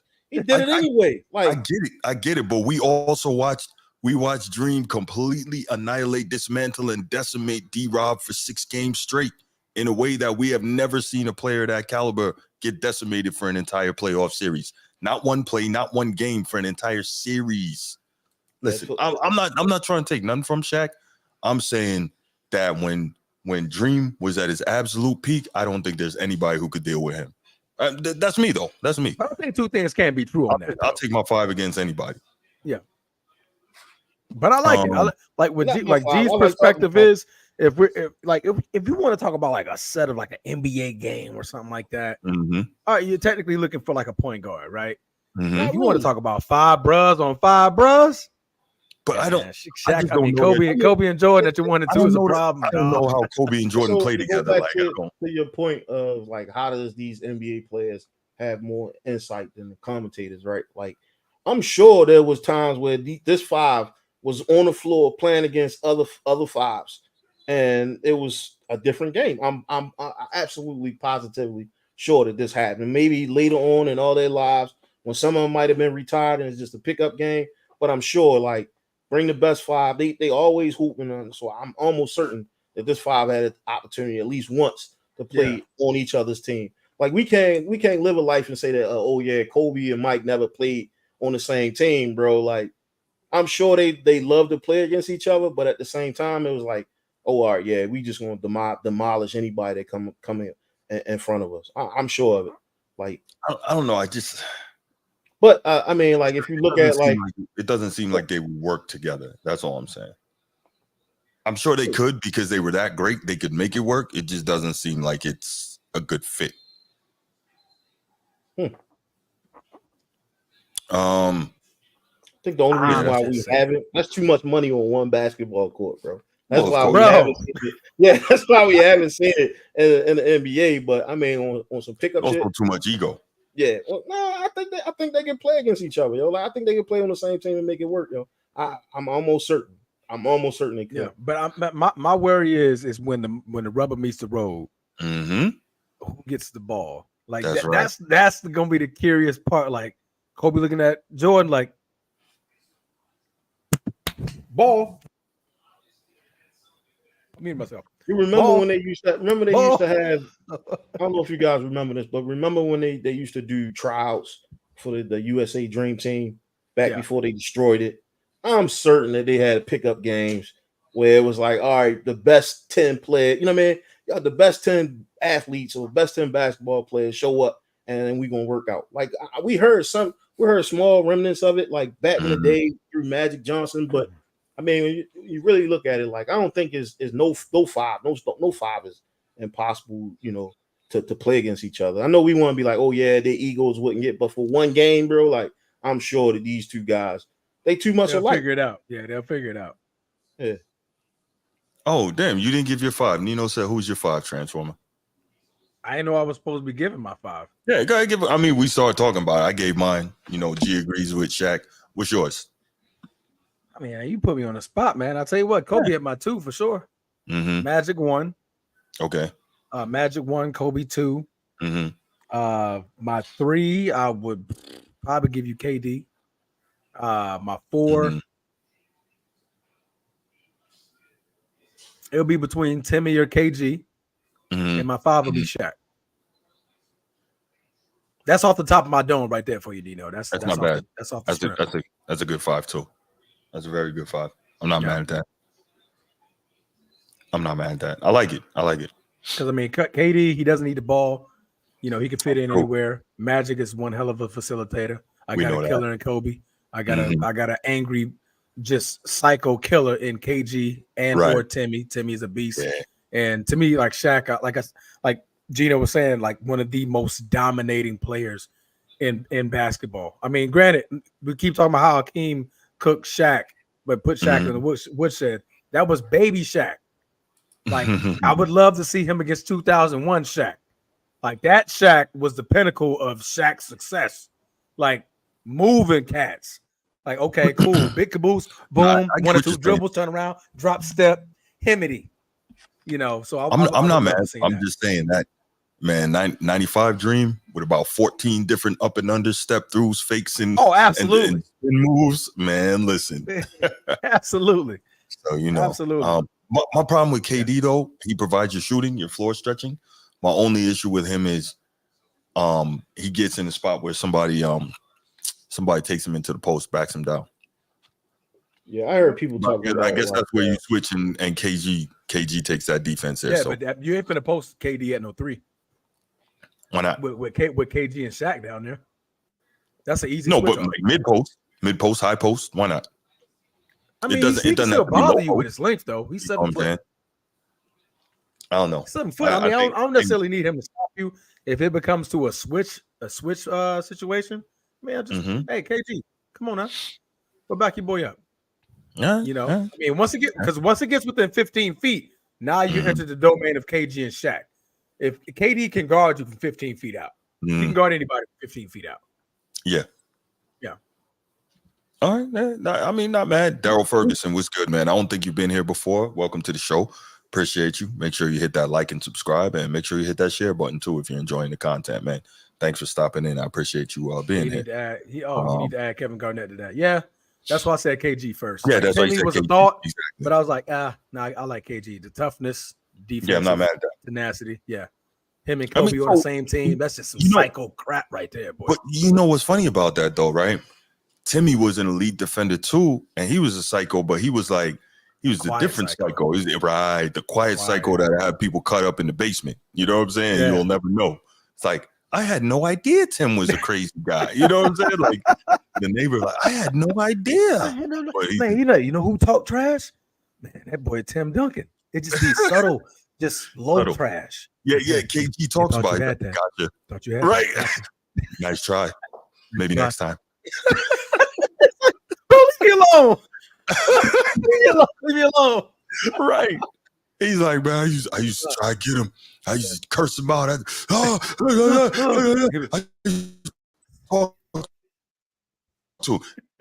he never reacted. Gotcha. Nice try. Try again. Can you imagine that? Maybe next time. Like, what? Bro, leave me alone. Hey, stop talking. That's gotta. Yeah. But I like it, tough. Man. But let's go ahead and open up these phone lines. 904-219-8264. 904-219-8264. I put it in the chat. It's scrolling on the bottom. Why don't you give us a call? Tell us what you think about Shaq's all-time starting five. Give us your starting five if you disagree. Tell us what you think about our all-time starting five. And also, do you think that players always know better than people who didn't play? Because I am in firm disagreement with that statement. It's a lot of dumb players out there. Just because they played doesn't mean they always know better. Well, what was that last one? No, I was saying I'm in firm disagreement that players always know better, because there's a lot of players who are not that smart, and just because they played doesn't necessarily, like, they may just be extremely physically gifted. That doesn't mean that they know better. You know what I'm saying? I'm tracking what you're saying. Yep. I agree with that. I don't think you have to play. There's a lot of people because I can study the game. Exactly. I can study the game from a sideline. No doubt. All right, we got my man Nino. Nino, what's good, man? What's going on, man? What's going on, brother? I think every last one of our top five beat Shaq. For the very reason, this goes back to the team aspect. Okay, I look at it like Wade and Bron. When I told y'all I didn't like Bron going to Miami for basketball reasons. Okay. I think having Kobe, what we know about Kobe and what we know about MJ, I don't like that dynamic on the same team. I agree. One of them, you can put KD in that place, and we done seen KD take the back door, the back seat. I can't see Kobe taking no back seat to nobody. Correct. You're right. You're right. And MJ just a man. I mean, now if you playing a scrub team, that's why I didn't want to put MJ. Of course, some people from stretch. Of course, some people MJ in mine, but I tried to go without MJ to match against the team that he had. I think you couldn't do that. I think you couldn't put Bron in there. But we ain't gonna start it. But Transformer I might give Transformer the edge because of spacing. I know you don't really care about spacing too much, Bruce. But if Transformer team get going, he got Kobe. That's a 1-on-1 right there. Once you get the crash in the paint with Kobe, I mean, first we're gonna throw it to Shaq because I'm coaching. We're going to Shaq first, Kobe. I gotta please, Kobe, throw it in the Shaq. Well, that's why Magic got the ball. People down there. Yeah, okay, we got Magic. Let Magic coach it. That's why Magic. And then we put Kobe in there 1-on-1. Once you crash in and stop that, we throw it out to KD. We Transformer might be up party on this. I think our teams, the ones we pick, me, you, and Shaq, it'll be like Nick and Nick. That's why I put Ray Allen because I'm not mad I at that, had by to the have way. some stretches. And I Like got another Milwaukee theory. Buck Ray Allen? I'm gonna throw that. I'm gonna throw that in the lab. Yeah, Jesus Shuttlesworth, which I think get a. I don't think he get a first take on the best shooter, but I'm gonna leave that alone. Man. I wanted to know y'all. He's opinion. up there, man. He's up there. I'm not mad at you. If you, I'm not mad. He's up there, definitely. I'll take Reggie over Ray Allen any day. Ooh. No. Ooh, yeah. No. Reggie was great, but Reggie, the difference is Reggie can't shoot off the dribble like Ray Allen can. Ray Allen can get his own shot better than Reggie can. So that's the thing. To me, I think Ray that's Allen the difference. is when I go back to like why I don't like the era comparison too much because I'm like, what if Ray Allen had that super green light? Like, okay, you just take 50 shots. Could he have been? He could have did the same thing Kerry did, in my opinion, but I can't say that because he wasn't alive. So remember this: when Ray Allen was in Seattle, he was killing. He was that dude. I mean, out west it was Kobe, and then it was Ray Allen. Like, and him and Kobe used to go at it. Transformer, tell you. Yeah. Ray Allen was that guy when he was in Seattle. Knicks 100 a game was good, bro. You new to the show? Appreciate you. Make sure you hit that like and subscribe. Make sure you hit that share button. Make sure you turn on the notification so you know when we drop content. But yeah, Nino, I'm not mad at you having Ray Allen at all if you're kind of thinking outside the box and not taking Kobe and not taking MJ. Nah, Ray Allen, that's solid. But I think Transformer might get us. Let's stay on that.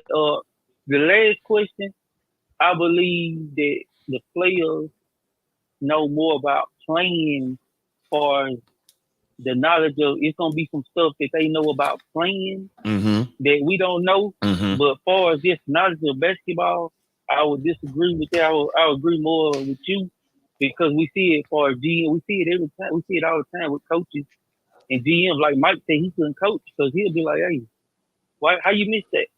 Right. Like anybody could do that. So I think that it's a different aspect of knowledge of players that don't play like coaching and GMs. They probably better if they didn't because they looking at it from a different, like a whole. They looking at the good role players. They looking at overall game of basketball. When I say the great player, they just great. You know, they've been great so long. They just great. Yeah, but that's all I got on that, man. I forgot you had one more question, but they were the main two I want to say. I think Transformer got it. But that's all I got. All right, good stuff, Nino, man. I appreciate you. Thanks for the call as always, man. Appreciate it, Nino. Oh yeah. All right, brother. Yeah. So, yeah, this was just interesting, man. When I heard this, I was like, man, we gotta talk about this and share it with the people. I thought it was cool. Definitely disagree. I didn't even know about it until you. Like, this is my first time hearing about it. Yeah, it came across my timeline, man. I get all these stuff coming across my timeline. But yeah, it came across and I saw that. I said, man, this is a decent topic. Let's talk about this. Yeah. But yeah, so yeah, you know.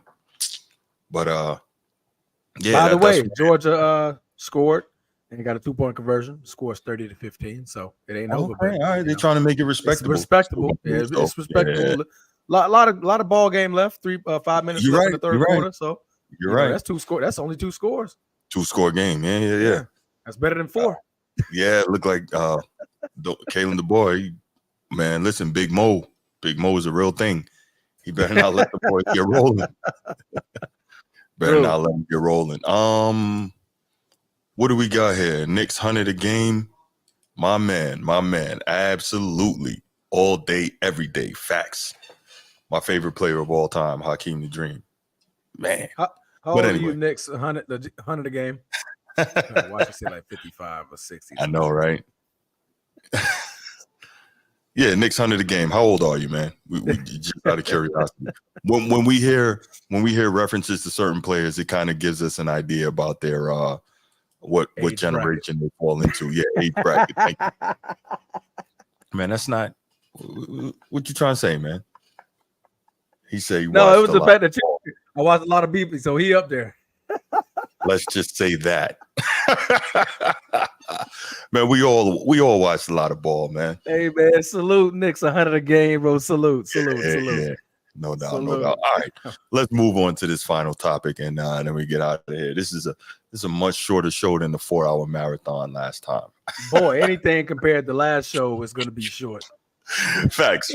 All right, let's go. So, Lakers all-time greatest point guard ever, my number 2 player of all time, Irvin Magic Johnson, had some interesting comments the other night when he was on the Jimmy Kimmel show. He was asked about Bronny James, so he had some comments to make. Did y'all hear that? No, I did not. All right. Keith Saroff. Keith, man, I appreciate you, man. Yeah. Give those likes, man. Appreciate you, Keith. You're new too, huh? Make sure you like and subscribe. Obviously, you already know. Make sure you hit the notification bell so you know when we're dropping new content. We do a lot of stuff here on the channel, man. I appreciate the love, though, man. Thank you.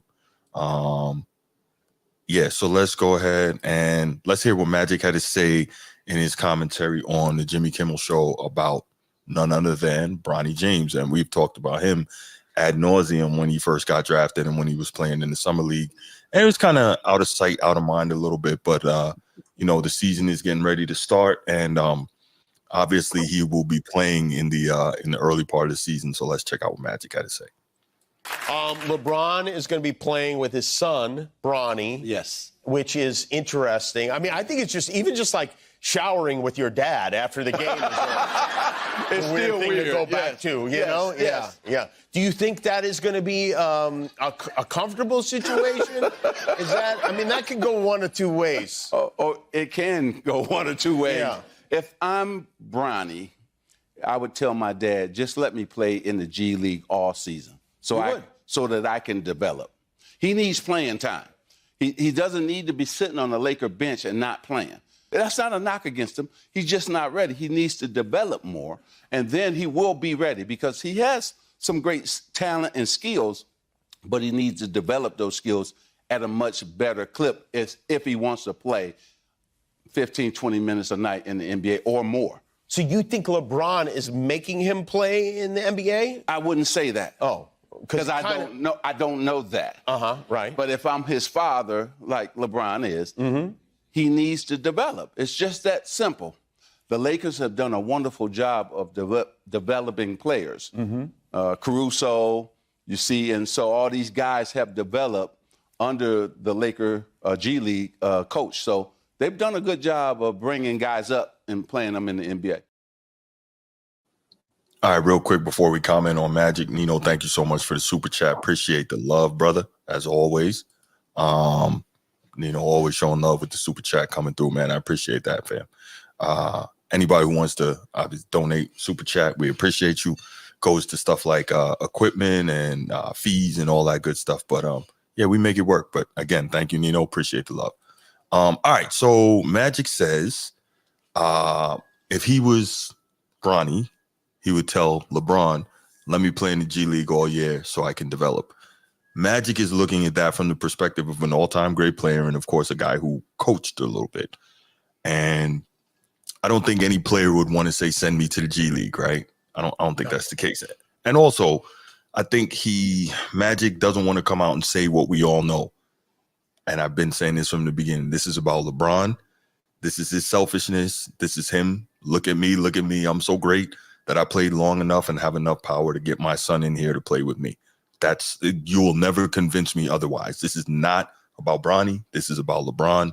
But of course, because you saw when Jimmy Kimmel said, so you're saying LeBron is making him play in the NBA? And Magic quickly said, well, I'm not saying that because I don't know that. Magic knows that. He just, he wants to be Mr. Nice Guy. Y'all's thoughts on Magic's commentary on Bronny? I think it's fair. The approach of him saying that Bronny should say that, he's not going to say that, but I think that's what's going to happen. We're going to get the ceremony of, Bronny being in the first game ever with his father, and we're going to have that big ceremony. But like multiple reports came out, and one of Woj's last few bombs that he put out before he left is that, the expectation is that he's going to be playing in the G League. Majority of his year is going to be spent in the G League. I find that to be very, very true. Like, Magic said, he needs to develop. He doesn't need to be sitting on a sideline and riding the pine the whole time. He needs to have some solid playing time. And he's right. I mean, we do have some great players that come up in the G League. We make the best of second round picks that turn out to be great. The Alex Caruso's, the Austin Reeves, the what's up, my dunker from I think he's in New Orleans now. We do draft pretty well. Larry Nance Jr. Is that him? Yeah, Larry Nance Jr. Yeah, Larry Nance Jr. So we do a great job. I believe Josh Hart was also a second round pick. We ended up trading over to New Orleans. Then now he's a Knick out there showing out. But I think that's right. I think he's on base, man. He's going to be in a G League. We're gonna have the ceremony. Yay, father son duo making it. But the smart move is G League. I think that's fair. Yeah. G, your thoughts on that? Yeah. So I thought Bronny was going to be starting. I said that earlier as a joke, but I think as time go on, we're going to start to see, because I mean, we've seen a lot of empty calories from a lot of their starting point guards over the past years, and so yeah, he's probably going to drop down to the G League. But does the G League make him a better player? That's the question. Sitting on the pond, practicing, getting the game speed. I mean, he may get a few minutes here or there. Like, how many guards are on the Lakers team? I haven't looked, but I mean, D'Lo, Reeves, him.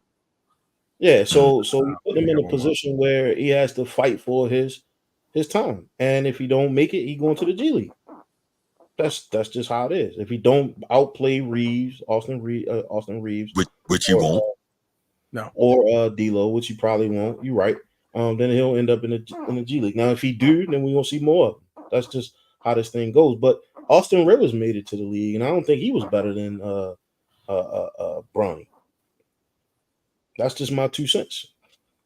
Yeah, he was. Okay. You don't think Austin Rivers? You mean? Yeah. No, I don't think Austin Rivers was better than Bronny. No, not at all. You think he was better than Bronny? Oh, I don't think he's better than Bronny, bro. Like, I'm looking at Bronny projection. No, I'm talking to Bruce. No, I do think he was better than Bronny. No, I think he was. It's something we got to revisit. Yeah, I mean, well, I'm not saying that because I don't even think Austin Rivers is in the league right now. So Bronny may end up being better in the long run, but I think wasn't Austin Rivers the number one high school player in America when he went to Duke, and then was he freshman All-American right at Duke, and then he made himself into a lottery pick. Like Bronny was none of that. So I don't think there's any question about at the same point in their careers whether or not Austin Rivers was better than Bronny. Now, will Bronny be better in the long run? Maybe so, but I don't. I think what I'm saying is it's not. We've seen a lot of players, Sebastian Telfair. We've seen a lot of players who put the work in, and then when it came time to play in the league, they fizzled out. Randolph Children, we've seen them fizzle out. And so once you get on that level, you can't really say, oh yeah, everything that you did in high school, yeah. I mean, the numbers show us that, like, if you kill in high school, you kill in college, you gonna be a really good player. But at the same time, his father been prepping him for the NBA since the beginning of the time, like since he started, since his inception.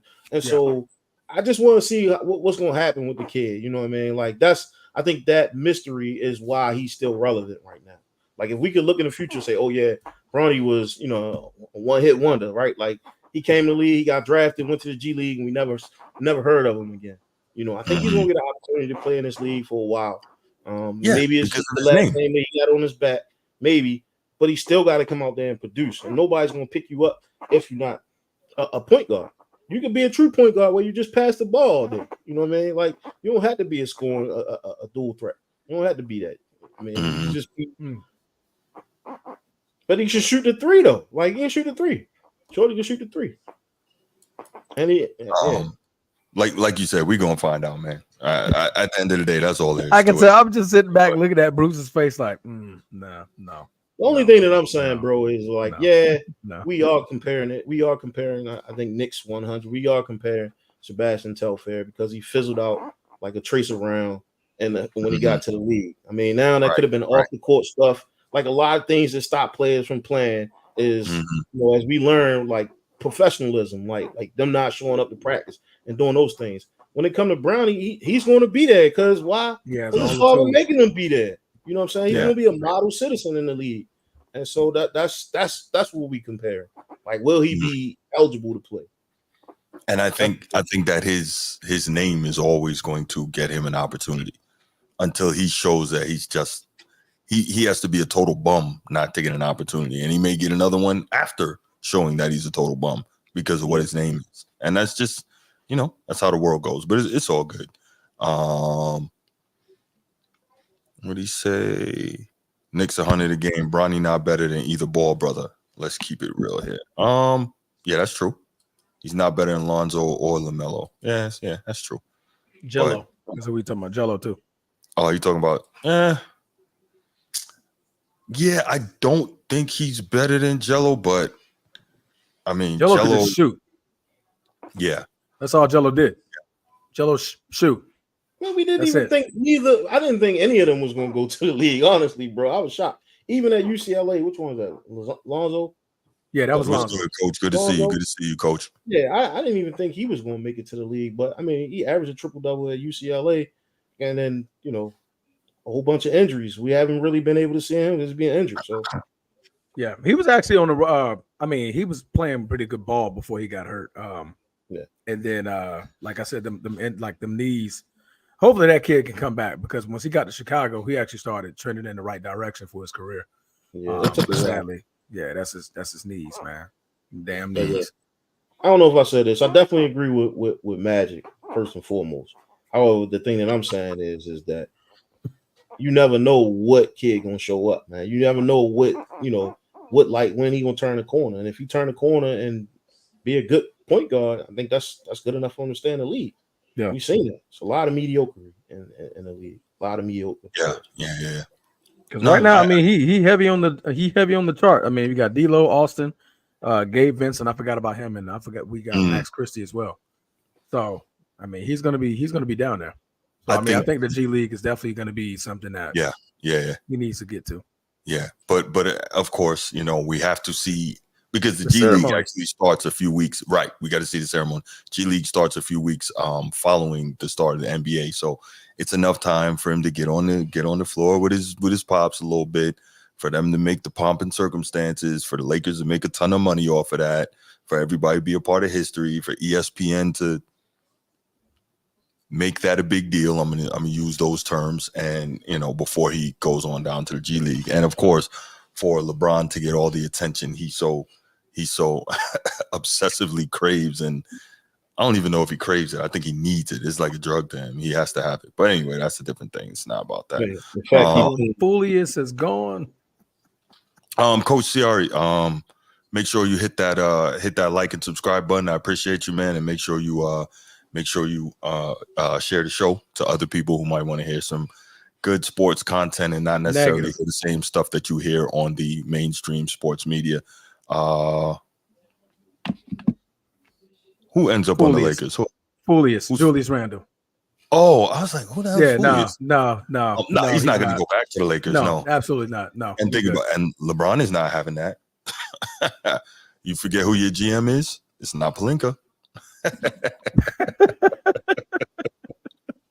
All right. What I'm gonna do I'm gonna put the number 904-219-8264. I'm gonna put it in the chat. Also, it's scrolling on the bottom. We'll go ahead and take your calls if anybody wants to call and give us your thoughts on what Magic had to say about Bronny or about Bronny's future in general. What you think he may or may not be, and what you think he needs in order to be successful going forward in the NBA. So that's 904-219-8264. Let's get it. In the meantime, man, Coach looks happy about that Knicks. He does. Yeah, he happy. Yeah. Landale is dumb nice on the low. Yeah, dumb is a key word in that sentence. We'll be dumb enough to take him back. Nah, we good in LA, man. We straight over here. We don't need that. Yeah, LeBron is not having it. You are correct. Hell, I'm not. Like, you don't matter. Only thing that matters is LeBron. Jeannie already said that. You know, me and Bron have conversations about what goes on. Oh, y'all have conversations? So you ain't telling him to leave Bronny in called college? me, hit me up like, yo, look, man, this is why I think I'm doing, man. What you think about this? I'm like, hey, man, this is dumb. You should have told him leave Bronny in college. That's what you should have done. Man, that's his son. I'm not finna tell the man what to do with his son. I'm like, hey, man, we got this little late round, second round pick, bro. You can do what you want with it. He said, bet I'm gonna get Bronny. I'm like, shit, say less. We wasn't finna do nothing with it. Right. Wait, we don't want Foolish either. Nah, Lakers getting Levine. Nah. All right, let me take this call. Nino, what's good, man? What you got? What's going on, man? I was trying to get somebody else to call. Hey, you good, man? To me, I said this tie into the one-on-one conversation. To me, in my opinion. Okay. Because is he going to the G League to do what exactly? And what is the G? I don't watch G League, so I can't say. I don't either. Is he going down there to act like a star player and hold the ball in his hand and go one-on-one play basketball? Then he wasting his time. He don't need to be in the G League. He needs to stay. Now, I agree with Magic. He don't need to be on the court now in the NBA until like crunch times and but he need to be in practice. To me, because I tell you, when I was in 9th grade, coach put me on the high school team, and I was amped up like, man, I'm gonna get a chance to play with the high school with the varsity. I didn't see the court until crunch time, but the practices made me better than the kid my age, than my team, which I was already probably a little better. But just the confidence you're going to get in the different schemes and knowledge of the game, you're going to get from watching and practicing. Now, I know you're going to say it's more, it probably is some more into it, like politics, but if we just taking it at, can he get better at a skill going to the G League? Like, I don't watch I don't know I don't know what's going on. We send plenty of players to the G League, bro. Who do? The Lakers do? Yeah. A lot of our first, second year guys, definitely second round picks, they all go to the G League. And then we end up elevating them onto the roster later on in the year. Yeah, I mean, like, what style? I know he's going to go and play some, but I'm saying, like, what style do they play in the G League? See, some of them play well, we just changed our coach. So, I mean, that's different now. I think we had a new coach in the G League.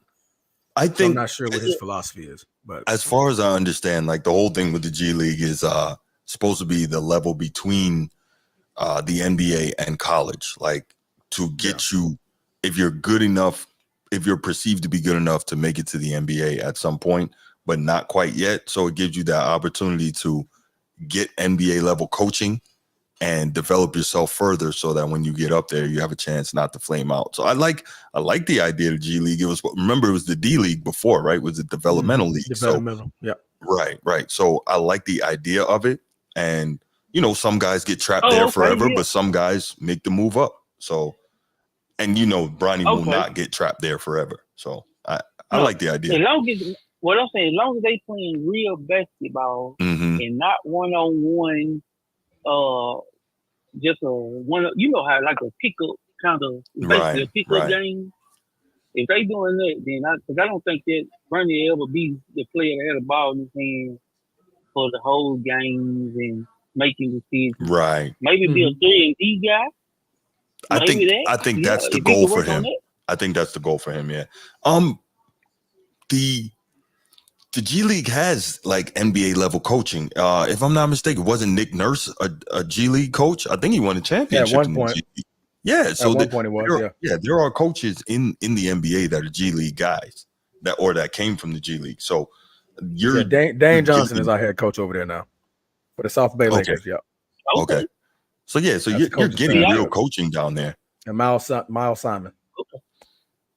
Oh, Miles Simon. See, okay. I'm not against it. I'm not against it. I just didn't know. I'm saying I don't know what the G League really.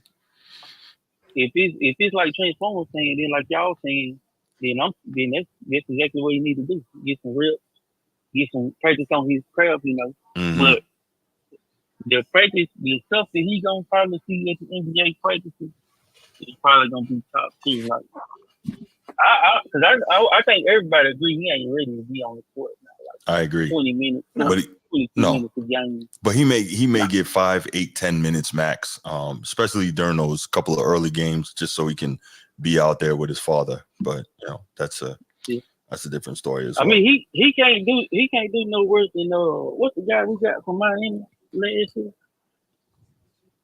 The one that was hurt. 3-and-D guy. Yeah. He didn't. Crap. He didn't get Gabe Vincent. Yeah, Gabe Vincent. Gabe Vincent. But he got potential. That's what I think. If they playing real basketball down there, I agree with Matt 100%. No doubt. Yeah. You got anything else for me, Neil? Y'all be too. No, that's all I got. All right, brother, man. Appreciate the call as always. Thank you so much for the support. Oh yeah. All right, brother. Have a good night. All right. Good call by Nino, as usual. Let's go ahead. As usual. Politics as usual. But let's go ahead and let's put a wrap. Put a what you call it? Put a bow on this. Yeah, put a bow on it, man. Let's wrap up the show. So easy work tonight. Easy work. Easy work as opposed to the last one. So we didn't use them keywords.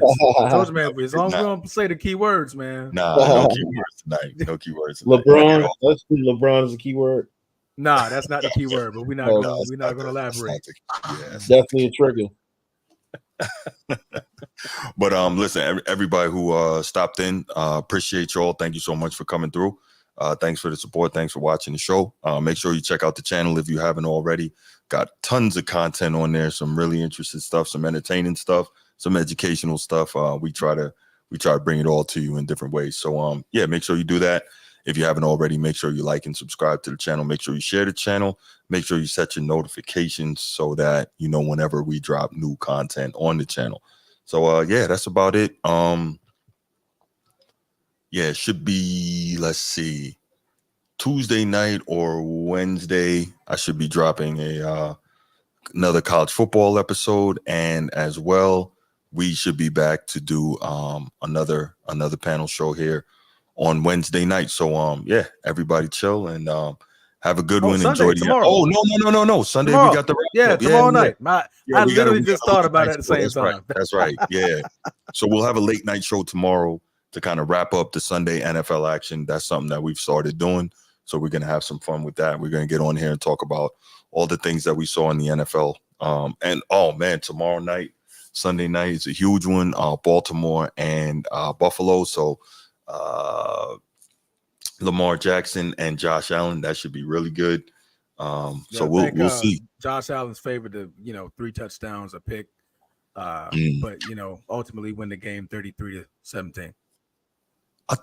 I think Baltimore is actually favored in that, which is weird because they're coming in at 1-2. Now I wanted to see if I can trigger G, but it didn't work. So you don't want to do that. But I think we got an exciting slate of NFL action tomorrow. So look out for that, and we'll be back with you all to discuss it and wrap it up tomorrow night. And that's it. We out. Peace.